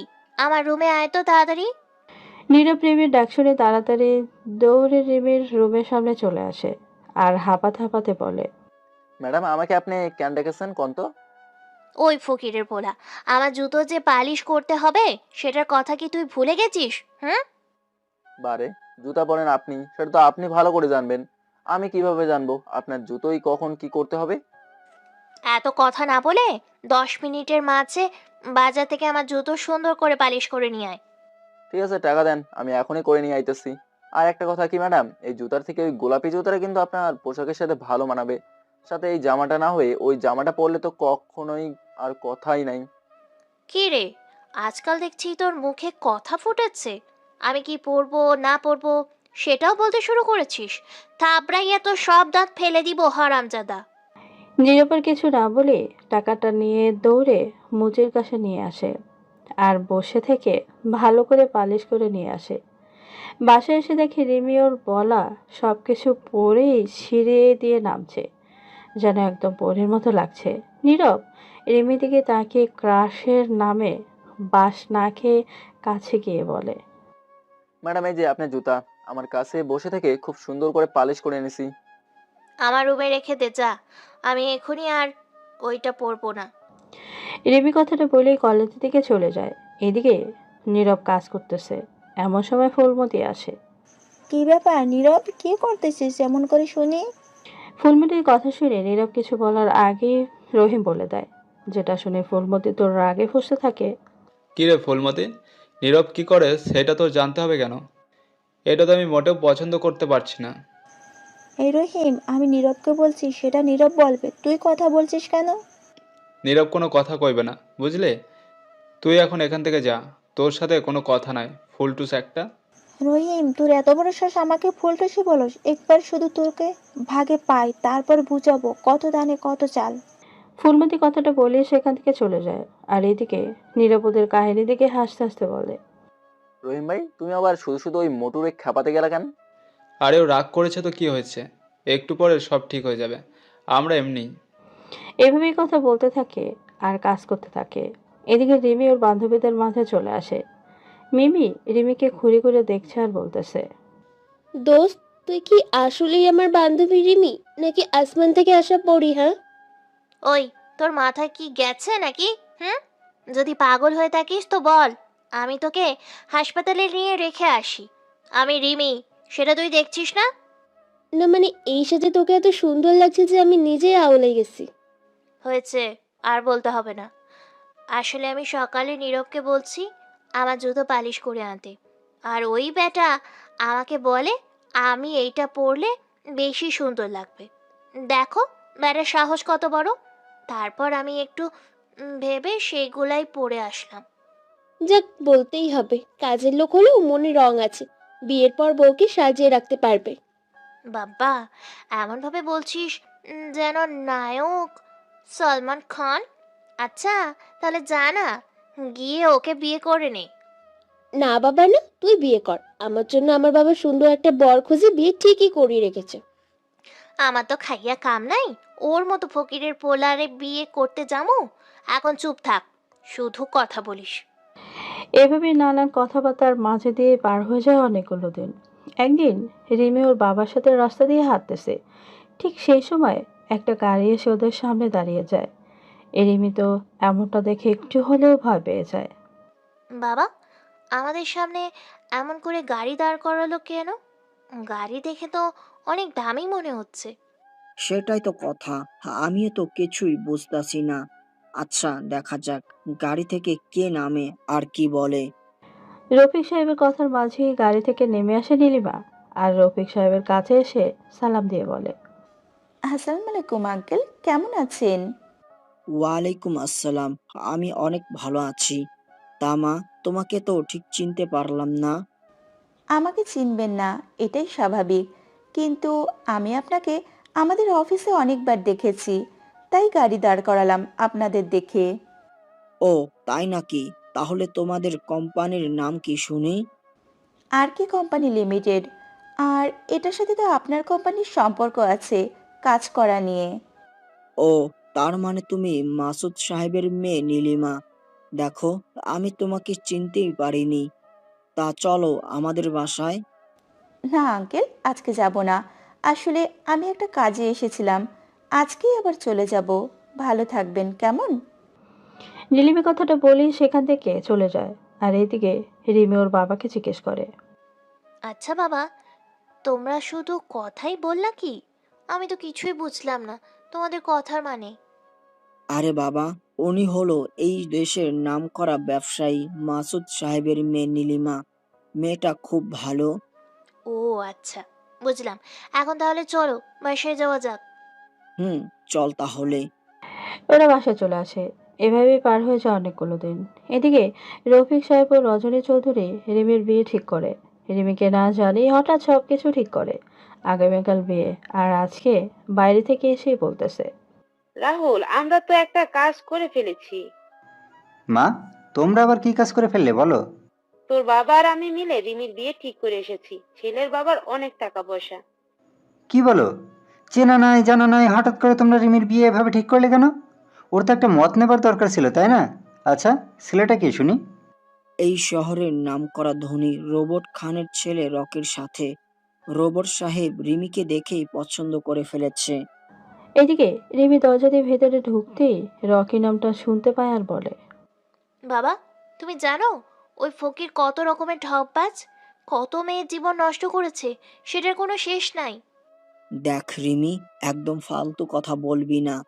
আগামী কালকেই তোর বিয়ে, এটাই শেষ কথা। রিমির মা, চলো রুমে চলে যাই। রফিক সাহেব কথাটা বলেই সেখান থেকে রুমে চলে যায়। আর এদিকে রিমি ওর ভাইকে বলে, ভাইয়া, তুমিও কি চাও এমন খারাপ ছেলের সাথে আমার বিয়ে হোক? ওই রকির সাথে আমরা সেদিন ঝামেলা হয়েছিল বলেই প্রতিশোধ নেওয়ার জন্য এমন করতেছে। যেখানে বাবা মা নিজেই ছেলে পছন্দ করে বিয়ে ঠিক করেছে, সেখানে আমি আর কি বা বলতে পারি বল? ভাইয়া, তোমরা সবাই পচা, কেউ আমার কথা একটা বারের জন্যও ভাবলে না। রিমি কথাটা বলেই রুমে চলে যায়। এদিকে রিমির বিয়ের কথাটা শুনে নীরব তো পাগল প্রায়। তাই রকির ব্যাপারে সবকিছু খোঁজ খবর নিয়ে দেখে। দেখে আসলেই রকি খারাপ একটা ছেলে। নীরব কিছু উপর লেভেলের লোকের সাথে কথা বলে রকির ব্যবস্থা করে। রিমি, তুমি কি ভেবেছো তুমি অন্য ছেলেকে বিয়ে করবা? এই জীবন থাকতে সেটা কখনোই হতে দেবো না আমি। তুমি শুধুই আমার, তোমাকে না দেখেই ভালোবেসেছি, আর এভাবে হারাতে দেবো প্রশ্নই আসে না। এদিকে পরের দিন রিমির মনের ইচ্ছা না থাকা সত্ত্বেও বউ সেজে বসে আছে বাবা মায়ের চাপে। বাড়ি ভর্তি মেহমান, পুরাই যেন জমজমাট পরিবেশ। এদিকে দিন পেরিয়ে রাত হয়ে চলেছে, তবুও যেন বরপক্ষের কোনো খবর নেই। পরে রিমির বাবা ফোন করে জানতে পারে ছেলেকে পুলিশ ধরে নিয়ে গেছে। এই ছেলে কয়টা বিয়ে করেছে আর মার্ডার কেসের আসামি সেটা বলা মুশকিল। রিমির বাবা মায়ের তো মাথা নিচু হয়ে যাবে। মেয়ের বিয়ে যদি ভেঙে যায় তাহলে? রফিক সাহেব উপস্থিত সবার উদ্দেশ্যে মেয়ের বিয়ের কথা বলে। কেউ রিমিকে বিয়ে করতে রাজি হয় না দেখে রফিক সাহেব মন খারাপ করে সোফায় বসে পড়ে। রিমির আম্মু, আমি এখন কি করব? বাড়ি ভর্তি মানুষ, কোনো ছেলেই রিমিকে বিয়ে করতে রাজি হলো না। সবার একটাই কথা, রিমি নাকি কপাল পোড়া। আমি এখন কি বলবো? মেয়ের জীবনটা মনে হয় এভাবেই শেষ করে দিলাম। সেটাই তো, এখন রিমির জন্য ছেলে কোথায় পাবো? যদি রিমির বিয়ে না হয় তাহলে এই সমাজে আমার তো কোনো সম্মান থাকবে না, আর রিমি তো মুখ দেখাতে পারবে না। রফিক সাহেবের কথা শুনে রাহুল কাছে এসে ওর বাবার কাছে বলে, বাবা, তোমরা যদি কিছু মনে না করো তাহলে আমি একটা কথা বলতে চাই। আরে বাবা, এমনিতেই মনটা ভালো নেই, এখন কি বলবে সেটা তাড়াতাড়ি বল। বাবা, আমি বলি কি, রিমির বিয়ের জন্য এখন তো কোনো ছেলেই খুঁজে পাওয়া যাচ্ছে না, তাই তুমি নীরবের সাথে ওর বিয়ে দিয়ে দাও। রাহুলের কথা শুনে রজনী চৌধুরী তো তেলে বেগুনে জ্বলে যায়, যাওয়ার মতোই অবস্থা হয়ে যায়। রাগে কটপাট করতে করতে বলে, রাহুল, থাপড়ে এত দাঁত ফেলে দিব? আমার এত সুন্দর শিক্ষিত মেয়ে নাকি বিয়ে দেব নীরবের মতো মূর্খ ফকিরের কাছে? মা, ও মূর্খ হলে কি হবে? তোমরা ওকে বললেই ও রিমিকে বিয়ে করতে রাজি হয়ে যাবে। তাছাড়া অন্য কেউ তো রাজি হলো না। সেটাও তো ঠিক কথা, তাই বলে আমার মেয়েকে বিয়ে দিব ওর মতো একটা কাজের লোকের সাথে? রিমির মা, আমার মনে হয় রাহুল কথাটা খারাপ বলেনি। আর তাছাড়া নীরবের সাথে বিয়ে দিলে রিমিকে আমাদের সাথে রাখতে পারবো। তুমি বুঝতে পারছো না কেন? সবাই বলবে কাজের লোকের শাশুড়ি আমি। ছি, ভাবতেই তো আমার বমি আসে। তুমি এটা নিয়ে ভাবতেছো? একবার ভেবে দেখেছো রিমির বিয়ে না হলে আমাদের এই সমাজে সম্মান কোথায় থাকবে? রজনী চৌধুরী অনেক ভেবে নীরবের সাথে রিমির বিয়েতে রাজি হয়। তারপরে সবাই মিলে নীরবের কাছে আসে। নীরব সবাইকে এটা সেটা দিচ্ছে। এই নীরব, একটু সাইডে আসো তো, তোর সাথে বাবা কথা বলবে। জি স্যার, আমি এখনই আসতেছি। নীরব একটু সাইডে আসে। তখন রফিক সাহেব নীরবের হাত ধরে বলে, বাবা নীরব, তোর কাছে আমি একটা আবদার করব। তুই পারিস আমাদের এই বিপদ থেকে উদ্ধার করতে। কি বলছেন এইসব? আমার কাছে না আছে টাকা, না আছে বাড়ি গাড়ি, তাহলে আমি আপনাদের কিভাবে সাহায্য করবো সেটাই তো বুঝতেছি না। তোর কাছে টাকা পয়সা বাড়ি গাড়ি কিছুই থাকতে হবে না। আমি চাই তুই রিমিকে বিয়ে কর। পাগল নাকি? আপনার যে জল্লাদ মেরে বাবা, আমার তো নাম শুনতেই ভয় লাগে। আমরা তো সকাল বিকেলে পাটার উপরে সেচতেই থাকবে। এই নীরব, কথাবার্তা সাবধানে ক। বিপদে পড়েছি বলে এখন সুযোগের সদ্ব্যবহার করিস না। আমি কি ভুল বলেছি? হ্যাঁ, আপনারা তো জানেন না আমার গালটা কাটলে শুধু রিমি ম্যাডামের থাপ্পড়ের দাগ বের হবে। বাবারে, এই সব কিছু ভুলে গিয়ে রিমিকে বিয়ে কর। আমার সবকিছু তোকে লিখে দিমু। হ্যাঁ, বাবা যা বলেছে সেটাই। তুই রিমিকে বিয়ে করতে রাজি হয়ে যা।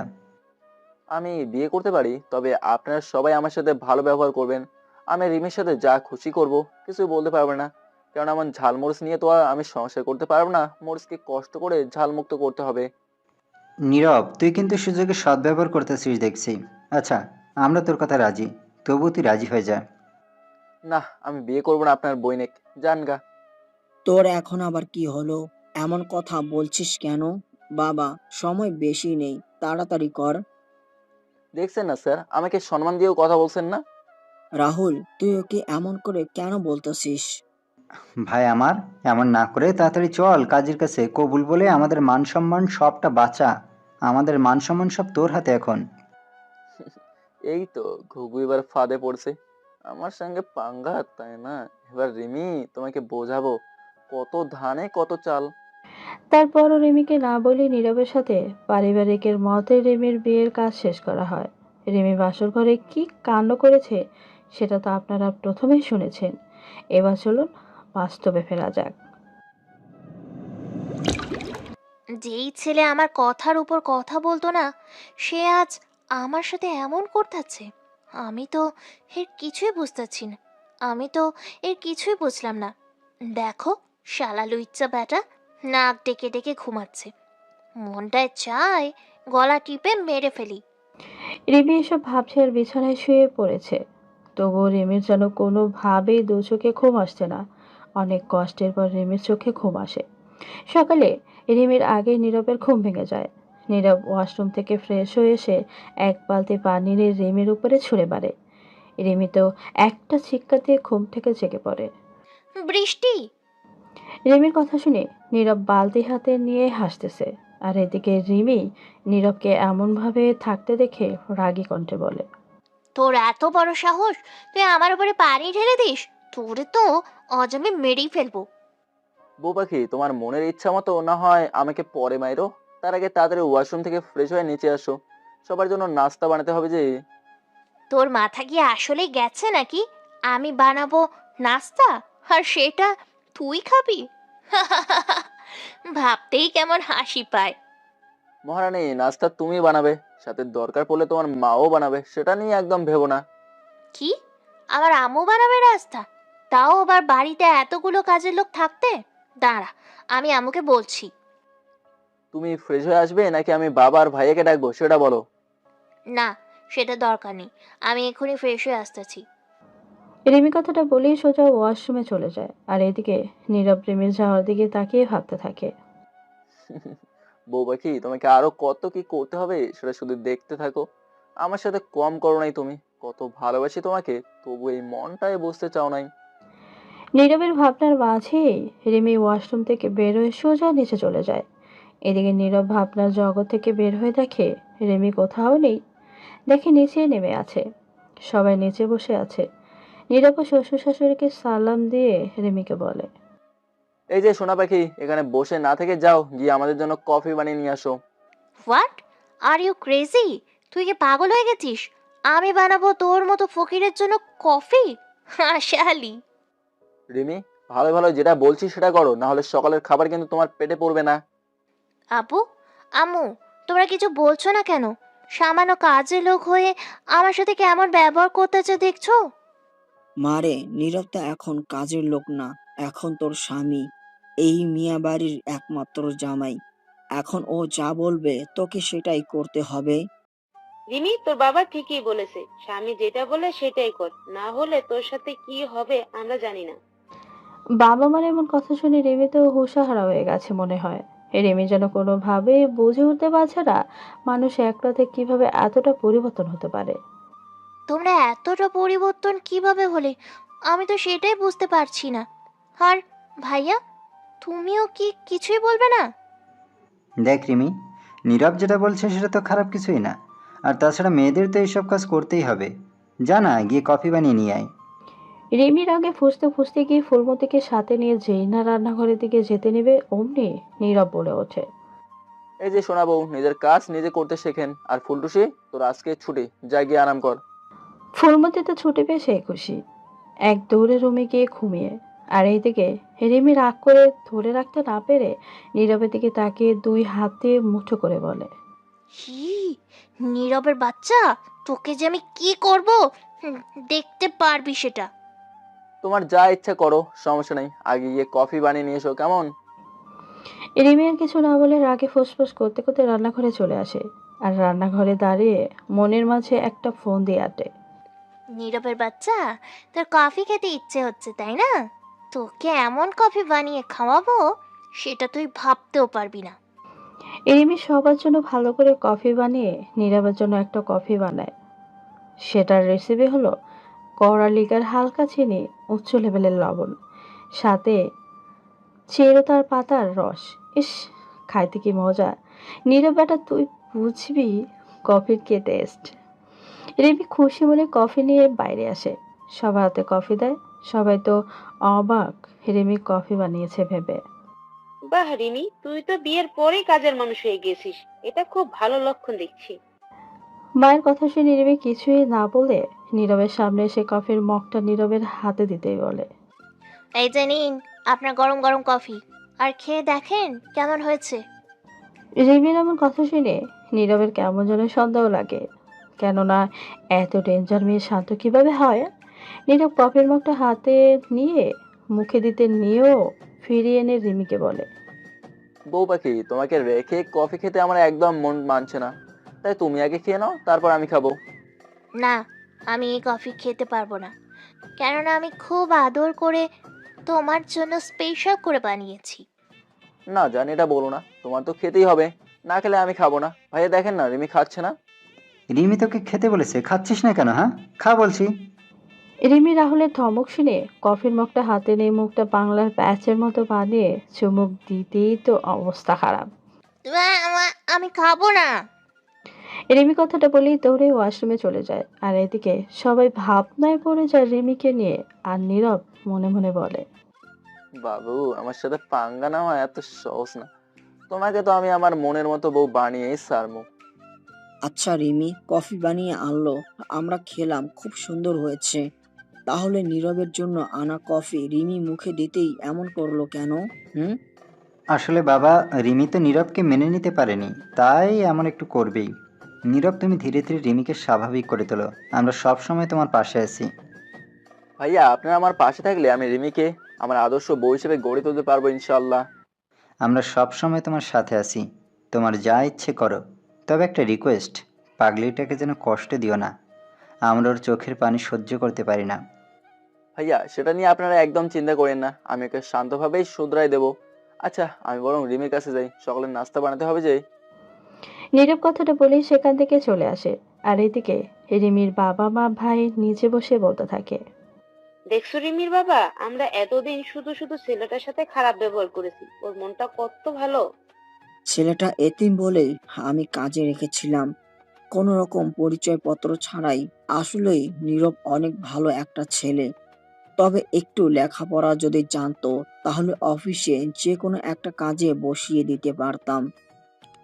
বাবা, এইসব বলে আর কোনো লাভ নেই। রিমির কপালে ছিল নীরবের মতো মূর্খ জামাই, সেটাই জুটেছে। এখন কথা হলো, রিমির রাগ ও জেদ নীরব কমাতে পারলেই হলো। আমরা তো নিজেদের সূত্রে নিয়েছি। এইভাবে ওরা অনেক কথা বলতে থাকে, নানান কথার মাঝে দিয়েই পার হতে থাকে সময়। নীরব রিমিকে দিয়েই সকালের নাস্তা তৈরি করাচ্ছে। রিমি তো করবে না, কিন্তু ভাই ও বাপের ভয়ে কাজ করতে রাজি হয়েছে। রিমি রুটি বানানোর জন্য আটা দিয়ে নাড়ু তৈরি করতেছে, আর নীরব দরজায় দাঁড়িয়ে সেটা দেখছে আর হাসছে, কেননা রিমিকে দেখে পুরাই ভূতনির মতো লাগছে। সারা মুখ শরীর যেন আটা দিয়ে ভরে গেছে। কি বৌরানি, কাজ করতে কেমন লাগে? খুব তো ঘুম থেকে উঠে এই কাজের লোকের উপরে চিল্লাচিল্লি শুরু করে দিতা নাস্তা তৈরি করার জন্য, এখন নিজে একটু নাস্তা তৈরি করে দেখো কেমন লাগে। এই তুই আমার চোখের সামনে থেকে সর তো। শালা ভয়া শালা ভাইয়ার ভয় দেখিয়ে তো শালা ভাইয়ার ভয় দেখিয়ে আমাকে দিয়ে কাজ করাচ্ছিস। আমি এসব কোনোদিন করিনি। আরে, কাজ তো কেউ মায়ের পেট থেকে শিখে আসে না, সবাই মায়ের পেট থেকে বেরিয়ে বুঝ হবার পর থেকে অন্যের দেখে দেখে শেখে। তুমি না হয় বড় হয়ে বিয়ের পর শিখতেছো, তাতে কি। দেখ নীরবের বাচ্চা, তোর কথা কিন্তু আমার একদম সহ্য হচ্ছে না। আমি কিন্তু তোকে এই রুটি বানানোর বেলনা দিয়ে পিটামু। রিমির কথা শুনে নীরব আর কিছু না বলে সেখান থেকে আগের রুমে এসে একটু ঘুরে ফিরে কিছু সময় পার করে আবারও রিমি কি করে সেটা দেখতে রান্নাঘরে যায়। নীরব রান্নাঘরে এসে দেখে রিমি একটা রুটি হাতে নিয়ে আয়না দেখার মতো দেখছে, কেননা রুটির এই পাশ থেকে পুরো ইন্ডিয়া দেখা যাচ্ছে। সেটা দেখে নীরব তো কোনোভাবেই হাসি থামিয়ে রাখতে পারছে না। নীরব দরজার সাথে হেলান দিয়ে হাসতেছে আর বলতেছে, বড় লোকের বেটি, এটা কি বানিয়েছে? হ্যাঁ, এই রুটি দিয়ে তো পুরো ইন্ডিয়া দেখা যাচ্ছে, তাও আবার 3 ডিগ্রি আকারে। নীরবের হাসি দেখে রিমি তো হাত থেকে রুটি রেখে রাগে লুচির মতো ফুলতেছে। রাগে ফুসফুস করতে করতে বলে, খুব মজা নিচ্ছিস তাই না? আমি তো এই কাজ করিনি কখনো, তাই তো এমন হলো। তুমি কাজ পারো না, আমাকে বলো, আমি তোমাকে সাহায্য করছি, কিভাবে কাজ করতে হয় দেখিয়ে দিচ্ছি।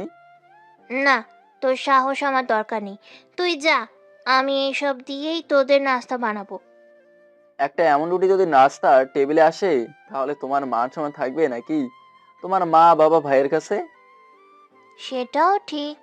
আচ্ছা, তাহলে এত কথা না বলে একটু দেখিয়ে দিলেই তো পারিস, তাই না?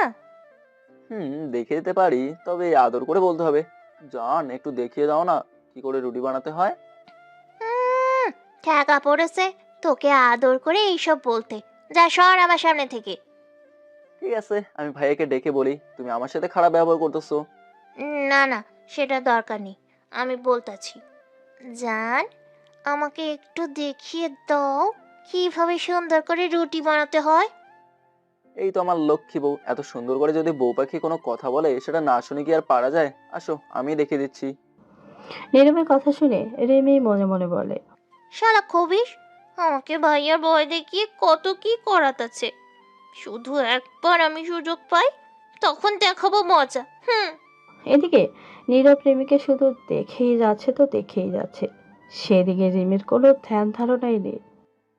এ রিমি, তুমি কোথায় হারিয়ে গেলে? হ্যাঁ, আমি সেই কখন থেকে ডেকেই যাচ্ছি তো ডেকেই যাচ্ছি। না মানে, আমি একটা কথা ভাবছিলাম তো, তাই এমনটা হলো। আচ্ছা হয়েছে, এখন কোনো কথা না বলে আসো, কিভাবে রুটি বানাতে হয় দেখিয়ে দিচ্ছি। নীরব রিমির পেছনে দাঁড়িয়ে দুই পাশ দিয়ে হাত দিয়ে রিমি দুই হাত ধরে রুটি বেলছে, আর রিমি অবাক দৃষ্টিতে এই রুটির দিকে না তাকিয়ে নীরবের দিকেই তাকিয়েছে।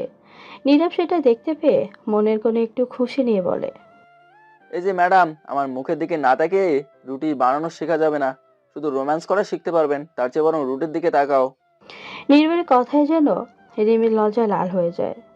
রিমি যেন কিছুই বলতে পারে না, যেন ওর মাঝে কোনো প্রকার রাগ নেই এখন। অনেকটা সময় রিমিকে রুটি বানায় শিখালো, রিমি একটি হলেও শিখে ফেলে। পরে রিমি নিজে অনেকগুলো রুটি বানায়, সাথে মাংসের তরকারি রান্না করে টেবিলে সাজিয়ে রেখেছে ফুলমতিকে দিয়ে। রিমি ফ্রেশ হয়ে এসে দেখে সবাই খাচ্ছে, শুধু নীরব ছাড়া। এদিকে রিমি টেবিলে বসতেই ওর মা বলে, দেখেছিস রিমি, নীরব তোকে কতটা ভালোবাসে। তুই না খেয়ে আসিস বলে নিজেও না খেয়ে বসে আছি, তুই আসলেই খাবে বলে। রিমি যেন ওর মায়ের কথা শুনে খুব করে ভালো লাগে, তবুও মনের কোণে রাগ করে পুষিয়ে রেখে বলে, আমার সুন্দর জীবনটা নষ্ট করে এসেছে ভালোবাসা দেখাতে। ওর মতো মূর্খ যে আমার বড় হবে ভাবতেই কেমন লাগে।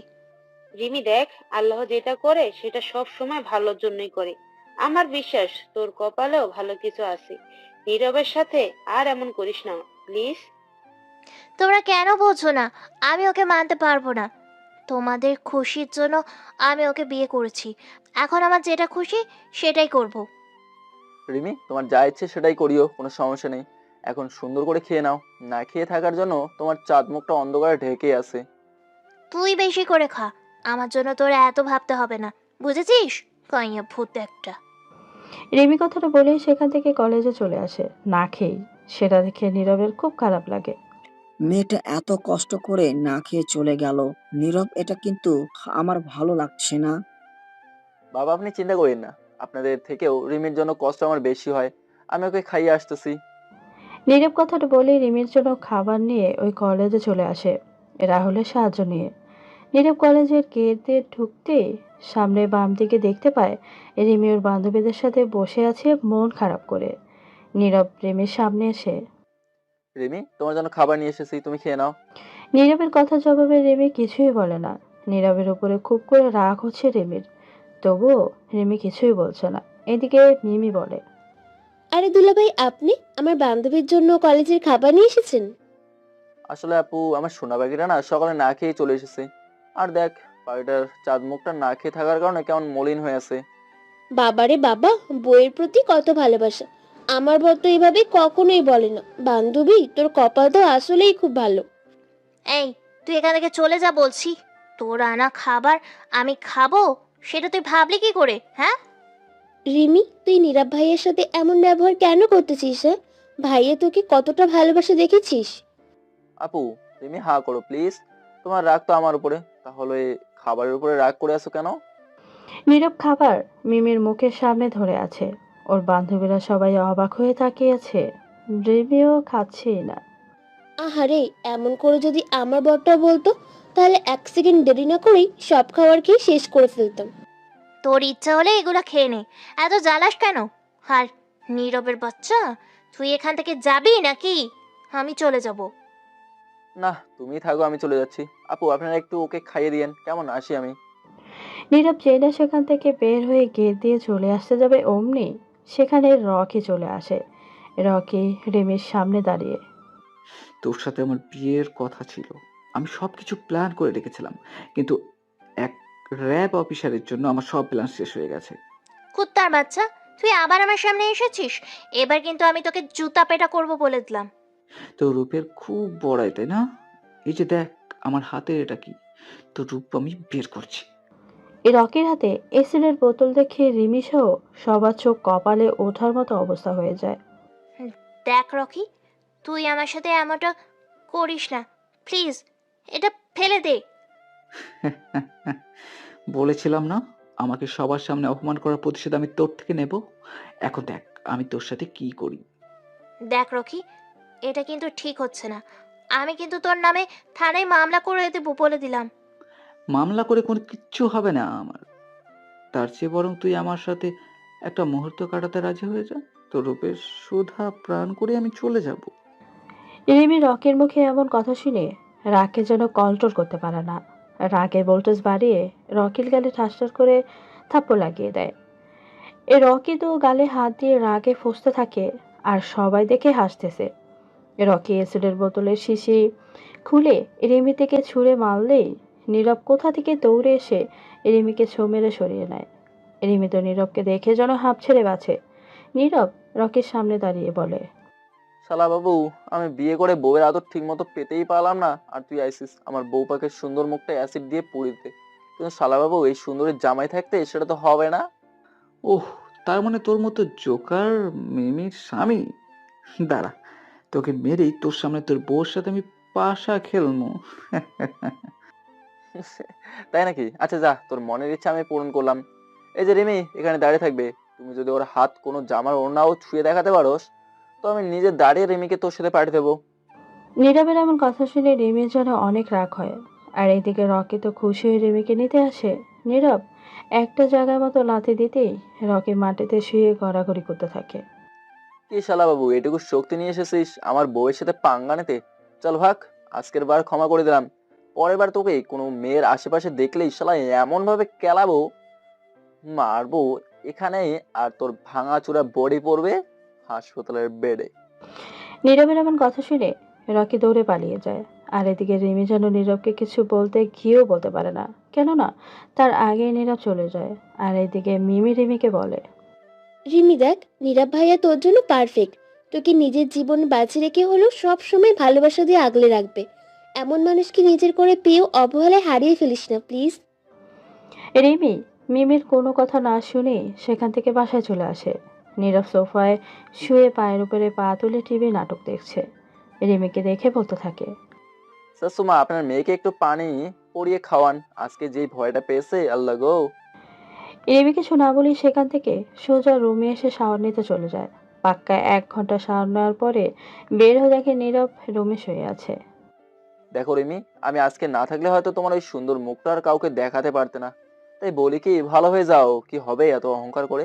মরণের পরে তো সব মাটির সাথেই মিশে যাবে। দেখ, তুই আমাকে রকির হাত থেকে বাঁচিয়েছিস বলে ভাবিস না আমি তোকে মেনে নিব। সর আমার সামনে থেকে। রিমি কথাটা বলে নীরবের সামনে থেকে চলে যায়। আর নীরব দাঁড়িয়ে বলতে থাকে, আরে বাহ, এ তো দেখছি খাঁটি তরল পদার্থ। নিজের জায়গা পরিবর্তন করবে অথচ আকার পাল্টাবে না। নীরব দাঁড়িয়ে দাঁড়িয়ে এসব ভাবছে। আর এদিকে রিমি ওর আম্মুর কাছে চলে আসে। রিমি যেন এখন একটু একটু করে নীরবকে ভালো লাগতে শুরু করে। তবুও রিমি সেটা প্রকাশ করে না, সবসময় রাগের চোখেই দেখে। দেখতে দেখতে পার হয়ে যায় অনেকগুলো দিন। এখন রিমি নীরবের সাথে আগের মতো খারাপ ব্যবহার করে না, অনেকটাই পরিবর্তন হয়ে গেছে। একদিন সকালে সবাই নাস্তা করছে আর রিমি সবাইকে খাবার পরিবেশন করতেছে। এমন সময় রফিক সাহেব বলে ওঠে, আমি সবার উদ্দেশ্যে একটা কথা বলতেছি। আমাদের একটা পরিবার থেকে দাওয়াত করা হয়েছে, সেখানে সবাইকে যেতে হবে।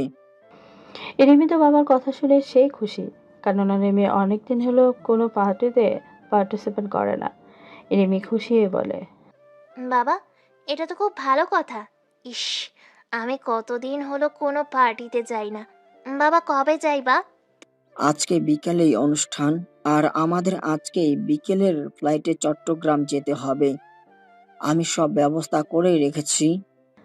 চট্টগ্রাম নামটা শুনেই তো নীরবের বুকটা কেঁপে ওঠে, কেননা নীরব ওই শহরে যেতে চায় না, তাই সবাই উদ্দেশ্য করে বলে। বাবা, আপনারা সবাই চলে যান, আমি যাব না।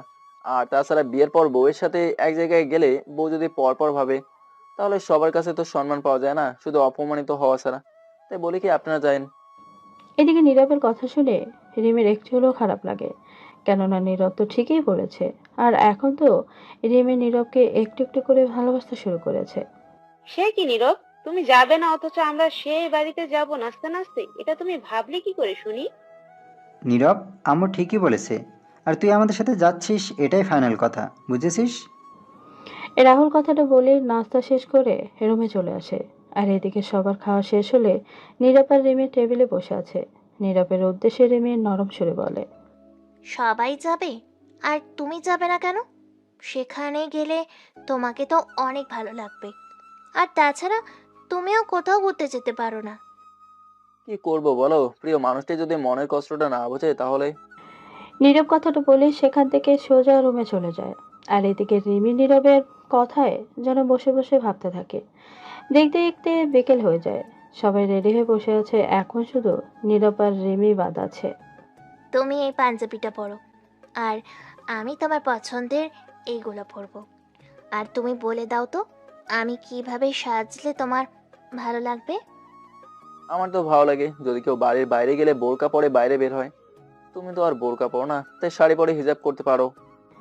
নীরব কথাটা বলে সে পাঞ্জাবিটা পরে হাতার বাজন লাগাতে লাগাতে নীরব নিচে চলে আসতে যাবে, ঠিক তখনই রিমি বলে ওঠে, একটা কথা বলবো, শুনবে? আমি তো শাড়ি পরতে পারি না, তাই তুমি যদি শাড়ি পরিয়ে দিতে তাহলে ভালো হতো। আমাকে কি পাগলা কুকুরে তাড়া করছে? হ্যাঁ, আমি জুতা পরাতে গিয়ে তোমার সাদা চামড়ার সাথে আমার হাত স্পর্শ হয়েছিল বলেই যে মাইরটা দিয়েছিল, শাড়ি পরাতে হলে তো না জানি কোথায় কোথায় স্পর্শ হবে। হুম, দেখো, আমি বলেছি তুমি আমাকে শাড়ি পরিয়ে দিবে তো দিবে। এত কথা কেন বলছো? হ্যাঁ, রিমির এমন ওড়নচণ্ডী রূপ দেখে তাড়াতাড়ি শাড়িটা হাতে নিয়ে রিমিকে পরাতে শুরু করে। রিমি এক ধ্যানে নীরবের দিকে তাকিয়েছে। নীরব অতি যত্ন সহকারে রিমিকে শাড়ি পরিয়ে দিচ্ছে। নীরব যেই না শাড়ির কুচি বুঝতে যাবে, ঠিক তখনই রিমি নীরবের হাতের স্পর্শ পেয়ে চোখ বন্ধ করে ফেলে। নীরব হাত সরিয়ে কুচিটা হাতে নিয়ে বলে, এই যে ম্যাডাম, কুচিটা নাভির কাছে গুজে নিন, কেমন? শাড়ি পরানো শেষ, নিচে চলে আসেন। সবই যখন তুমি করলে তখন কুচিটা আমি কেন গুছতে যাব শুনি? বউ পাখি, বলেছি না তোমার অনুমতি ছাড়া তোমার শরীর ছুঁয়েও দেখবো না। কথাটা বলেই নীরব নিচে চলে আসে। আর এদিকে রিমি সাজতে সাজতে নীরবের কথা ভাবতে থাকে। এদিকে নীরবকে একা আসতে দেখে বল, নীরব, এই নীরব, তুই একা আসলি? রিমি কোথায়? হ্যাঁ, এমনিতে ফ্লাইটের সময় হয়ে গেছে আর তুই রিমিকে রেখে একা আসছিস? আরে ভাইয়া, মেয়ে মানুষ, সাজতে একটু বেশি সময় নেয়। বিয়ে তো করেন নাই, তাই বোঝেন না। বাবা, ভাইজানকে এবার বিয়ে করাতেই হবে কিন্তু। নীরব, তুই কিন্তু ফাজিল আছিস। কোন কথার মাঝে কোন কথা বলিস? নীরব কিছু বলতে যাবে, ঠিক তখনই নীরবের চোখ আটকে যায় সিঁড়ি দিয়ে নামতে থাকা পরীর উপরে। রিমিকে খুব সুন্দর লাগছে, ইস, যেন ডানা কাটা পরী। নীরব যেন রিমিকে দেখেই তাকিয়ে আছে। রিমি নীরবের সামনে এসে নরম সুরে বলে, এভাবে তাকিয়ে থাকলে আমার বুঝি লজ্জা করে না? হুম। রিমির কথা নীরবের ধ্যান ভাঙে। তারপর সবাই আর কোনো কথা না বলে গাড়ি নিয়ে সোজা এয়ারপোর্টে চলে আসে। সব কাজ শেষ করে বিমানে উঠে বসে। নীরবের পাশেই বসেছে রিমি। রিমি নীরবের কাঁধে মাথা রেখে খুব সুন্দর করে ঘুমিয়ে আছে, যেটা নীরব খুব করে উপভোগ করতেছে। হঠাৎ রিমির ঘুম ভেঙে যায়। আর নীরবের কাঁধে মাথা রেখেছে বলে, সরি, আসলে আমি ঘুমিয়ে গেছিলাম তো। দেখেছো তুমি একদিন আমার সাথে বিমানে উঠতে চেয়েছিলে না? আজকে তোমার সেই ইচ্ছেটা পূরণ হলো। আসলেই তোমার কপালটা অনেক ভালো। আমার কপাল তো বরাবরই অনেক ভালো, এখন সাথে তোমার কপাল আরো বেশি ভালো, বুঝলে? তুমি অনেক কিছুই সারপ্রাইজ হিসেবে পাবে। তাই নাকি? তাহলে আমি কি কি সারপ্রাইজ হিসেবে পাবো একটু শুনি। সেটা তো পরেই দেখতে পারবে। আর সারপ্রাইজ লুকিয়ে দিতেই বেশি মজা পাওয়া যায়, জানিয়ে দিলে তো মজা নেই। নীরব কথাটা বলে আর কোনো কথা বলে না। এদিকে বিমান ল্যান্ড করার সময় হয়ে যায়। সবাই চট্টগ্রামে এসে পৌঁছে যায়। আজকে 3টে বছর পরে নীরব তার নিজের শহরের মাটিতে পা রাখলো। সবাই গাড়ি নিয়ে ছুটতে শুরু করে। নীরবের খুব করে ভাবতে ইচ্ছে করছে আগের সেই দিনগুলো, কত হাসি খুশিতে ভরা ছিল আগের সেই দিন। নীরবের ভাবনা ছেদ ঘটে রিমির ডাকে, কেননা ওরা সেই বাড়িতে এসেছে। এই যে মিস্টার, এইভাবে কি ভাবছো? হ্যাঁ, দেখো, আমরা সেই বাড়িতে চলে এসেছি। রিমির কথায় নীরব বাইরের দিকে তাকিয়ে তো একটা বড় সড়ো শট খায়, কেননা ওরা যেখানে দাঁড়িয়ে আছে সেটা ওদেরই বাড়ি। নীরব তো অবাক হয়েই যায়। রিমি, আমরা এখানে এসেছি কেন? আমি তো এই বাড়ির ভিতরে যাব না কোনোভাবেই। কি বলছো? কি বলছো? এখন তুমি বাড়ির ভিতরে না গেলে বাবার মান সম্মান থাকবে? হুম, চলো ভিতরে। রিমি কথাটা বলে নীরবের হাত ধরে ভিতরে নিয়ে যেতে থাকে। রিমির এমন কাণ্ড দেখে নীরব তো অবাক, আর অবাক না হয়ে কি উপায় আছে নাকি? যেই মেয়ে কখনো নীরবকে সহ্য করেনি সে এখন হাতে হাত রেখে পাঠিয়ে যাচ্ছে। ওরা বাড়ির ভেতরে চলে আসে। নীরব বাড়ির ভেতরে পা রাখতেই 3 জোড়া চোখ ওর উপরে পড়ে আর দৌড়ে চলে আসে। নীরবকে নীলিমা জড়িয়ে ধরে কান্না করে দেয়। নীলিমার এমন আচরণ দেখে উপস্থিত সবাই তো অবাক, আর সব থেকে বেশি আশ্চর্য তো রিমি। তাই রিমি একটু রাগী কণ্ঠে বলে, এই যে আপু, আপনি আমার স্বামীকে এভাবে জড়িয়ে ধরেছেন কেন? ছাড়ুন বলছি, ছাড়েন। রিমির এমন কথা শুনে নীলিমা আরও একটু মজা করার জন্য রিমিকে বলে, জড়িয়ে ধরবো না তো কি করব? হ্যাঁ, নীরবকে জড়িয়ে ধরার অধিকার আমার আছে। এখন তুমি এসে নীরবকে স্বামী বলছো কেন? মানে, আমি ওর বিয়ে করাবো, তাহলে ওনাকে স্বামী বলবো না কেন? না, বলবে না, কারণ তোমাকে এখনো আমরা কেউ মেনে নেইনি। আপনারা আমাকে মেনে নেবার কে শুনি? যেখানে আমার বাবা মা ওনার সাথে আমার বিয়ে দিয়েছে তাদের পছন্দ মতো। আব্বু দেখেছো এই মেয়ে কি বলে? নীরব নাকি এই মেয়েকে বিয়ে করেছে। আর নীরব, তুই তুই তো কিছুই বলছিস না। নীলিমার কথা শুনে নীরব আর কেন যেন চুপ করে থাকতে পারলো না। নীলিমাকে জড়িয়ে ধরে বলে, আপু, ও যা বলেছে সবটাই সত্য। আর এই সেই মেয়ে যার জন্য আমি আজ থেকে 3 বছর আগে বাড়ি ছাড়া হয়েছিলাম। কি বলিস? রিমি তাহলে তোর সেই পছন্দের মেয়ে? ভাই, তোর পছন্দ আছে বলতে হবে। দেখতে হবে না ভাইটা আবার কার? তা আপু, আম্মুকে দেখছি না যে, আম্মু কোথায়? নীলিমা কিছু বলার আগেই সিঁড়ি দিয়ে নামতে নামতে মিসেস রহিমা চৌধুরী বলা ওঠে, যেটা শুনে সবাই তো আরো বেশি অবাক। নীরব, তুই তো আমাকে মা বলবি না, জানিস তোকে আমি কত জায়গায় খুঁজেছি। সেই যে চলে গেলি রাগ করে, আর কি আমাদের কথা তোর মনে পড়েনি? আম্মু, তোমাদের কথা আমার সবসময় মনে পড়ছে, কিন্তু কি করব বলো? তোমার এই রাগী বৌমার মনটা এত শক্ত যে সহজে আপন করতে পারেনি। নীরবের এমন কথা শুনে আর সবার কথা শুনে উপস্থিত সবাই যেন শুধু অবাকই হয়ে যাচ্ছে। আর রিমি শহর পরিবারের সবাই তো ঘোরের মাঝেই আছে, ওদের মাথায় যেন কিছুই ঢুকছে না। নীলিমা, মামুনি, আমি তো কিছুই বুঝতে পারছি না। তোমরা আমার মেয়ে জামাইকে এসব কেন বলতেছো? হুম? আঙ্কেল, আপনি জানেন না, নীরব আমার ভাই। আজ থেকে 3 বছর আগে বাড়ি থেকে চলে গিয়েছিল আম্মুর সাথে রাগ করে, শুধুমাত্র রিমিকে আপন করে পাবার জন্য। নীলিমার মুখে এমন কথা শুনে রিমি তো অবাক হয়ে নীরবের দিকে তাকিয়ে আছে। আর এইদিকে রিমির বাবা জিজ্ঞেস করে, কি বলো এসব? আমি তো কিছুই বুঝতেছি না।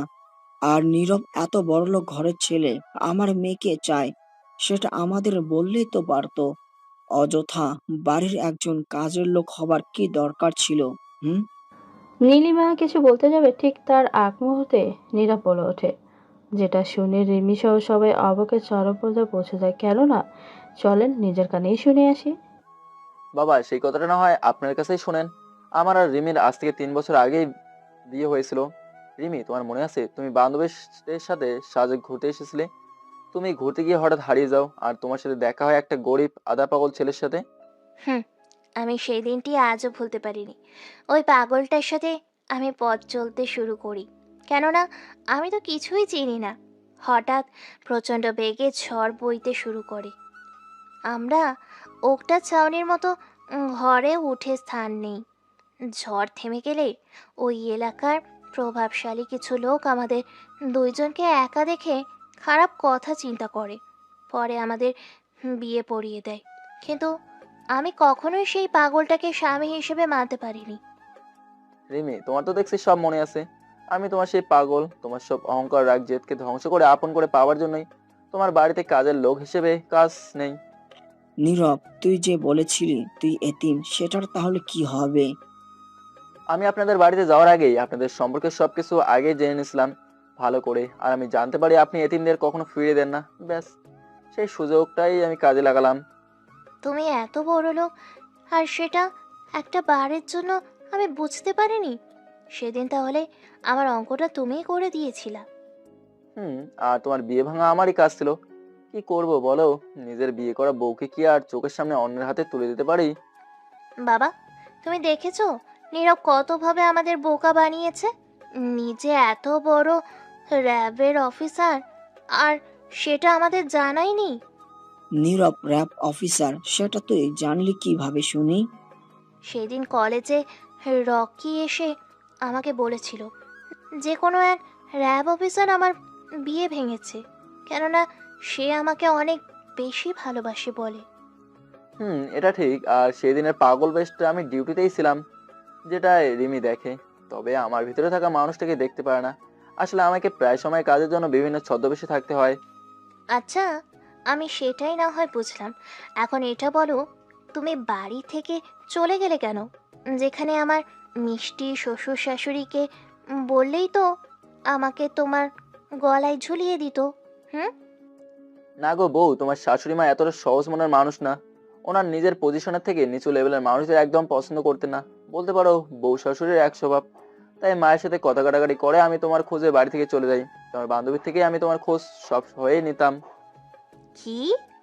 তোমার সম্পর্কে মিমি সব কিছু জানার পরেও আমাকে একটি বারের জন্য বলেনি? মিমি, তোকে তো আমি কি যে করব! রিমির কথা জবাবে মিমি পেছন থেকে সামনে আস্তে আস্তে বলে। মিমিকে দেখে রিমি তো অবাক হয়ে যায়। বান্ধবী, আমাকে মেরে কি করবি? আমি তো তোর ভালোই চাইতাম সব সময়। মিমি, তুই এখানে কিভাবে আসলি শুনি? হ্যাঁ, কি বলবো বল? দুলাভাই তার শালিকে আদর করে দাওয়াত করলো, আর আমি না এসে কি পারি? না আসলে তো দুলাভাইকে অসম্মান করা হবে। আমি এত এত মায়াজালের মধ্যে ছিলাম যেটা বুঝতে পারিনি। আমি এতটা বোকা কিভাবে হতে পারি? বান্ধবী, এসব বলেই লাভ নাই। এক জীবনে এক মানুষের সাথেই তোর 2বার বিয়ে হয়েছে। আর নীরব ভাইয়া তোর সেই পাগল বর, বাংলাদেশের একজন নামকরা র্যাব অফিসার, যার নাম শুনলেই সন্ত্রাসীদের প্যান্ট ঢিলা হয়ে যেত, যার কথার আগে হাত চলতো, কোনো কাজেই ভয় পায় না। তোর কপাল আসলেই খুব ভালো। এবির তো মানতেই হবে আমার কপাল ভালো। এত কিছু পেলাম, তারপরেও কপাল ভালো না কিভাবে বলি? বিবেকে বেঁধে আসে ইয়ার। রিমির এমন কথা শুনে সবাই যেন হাসতে হাসতে শেষ। এদিকে রিমির শাশুড়ি রিমির কাছে এসে তার গলা থেকে একটা হার খুলে রিমিকে পরিয়ে দিয়ে বলে, বৌমা আমার এতটা সুন্দরী হবে সেটা আমি কখনো আগের পাগল ছেলের কথা বিশ্বাসই করিনি। যদি আগেই জানতাম আমার বৌমা এমন একটা লক্ষ্মী মেয়ে, তাহলে কি আমি ছেলেকে বাড়ি ছাড়া করি? শাশুড়ি মা, আপনি আমার পাগল বরটাকে তাহলে এমনভাবে কষ্ট দিয়েছেন? আসেন, হাত মিলাই। আপনিও যেমন করেছেন আমিও ঠিক পাগলটার সাথে তেমনটাই করেছি, না বুঝে। বউ শাশুড়ির এমন কথা শুনে সবাই যেন মুখ টিপে টিপে হাসছে। এদিকে সবার সাথে সবার মিল হয়ে যায়। এর মাঝেই ফুলমতি আর রহিম এসে বলে, রিমি ম্যাডাম, এভাবে আপনাদের মিল করিয়ে আমাদের রেখেই ছবি শেষ করে দিলে তো হবে না। আমাদের দুজনকে মিল করিয়ে দিন। হ্যাঁ আপামনি, আমার আর রহিম পাগলটার বিয়েটা দিন, আমার কতদিনের শখ। ফুলমতি কথাটা লাজুক হয়ে বলে। আর এদিকে সবাই যেন রহিম আর ফুলমতির কথা শুনে অবাক। আর অবাক হবেই না কেন, তাই না? রহিম ভাই, তুমি তো গ্রামের ছেলে, আর তোমার নাকি বাড়িতে বউ আছে? আরে না, ওইটা এমনি একটা কথা। আসলে আমি আর ফুলমতি একে অপরকে ভালোবাসি, আর আমরা নীরবকে আগের থেকেই জানি। তাই তো সবসময় আপনার খবর আমরাই ওনাকে দিতাম। ও মোর খোদা! নীরব, তুমি বাড়ির কাজের লোককেও আমার উপরে নজরদারি করা থেকে বিরত রাখোনি? কি করব বলো, বড্ড বেশি ভালোবাসি যে তোমায়, তাই তো তোমাকে হারাতে চাইনি। রিমি দৌড়ে নীরবকে জড়িয়ে ধরে সবার সামনে ছোট একটা কিস করে বলে, আমিও তোমাকে তোমার থেকেও বেশি ভালোবাসি। আই লাভ ইউ আমার মূর্খ জামাই।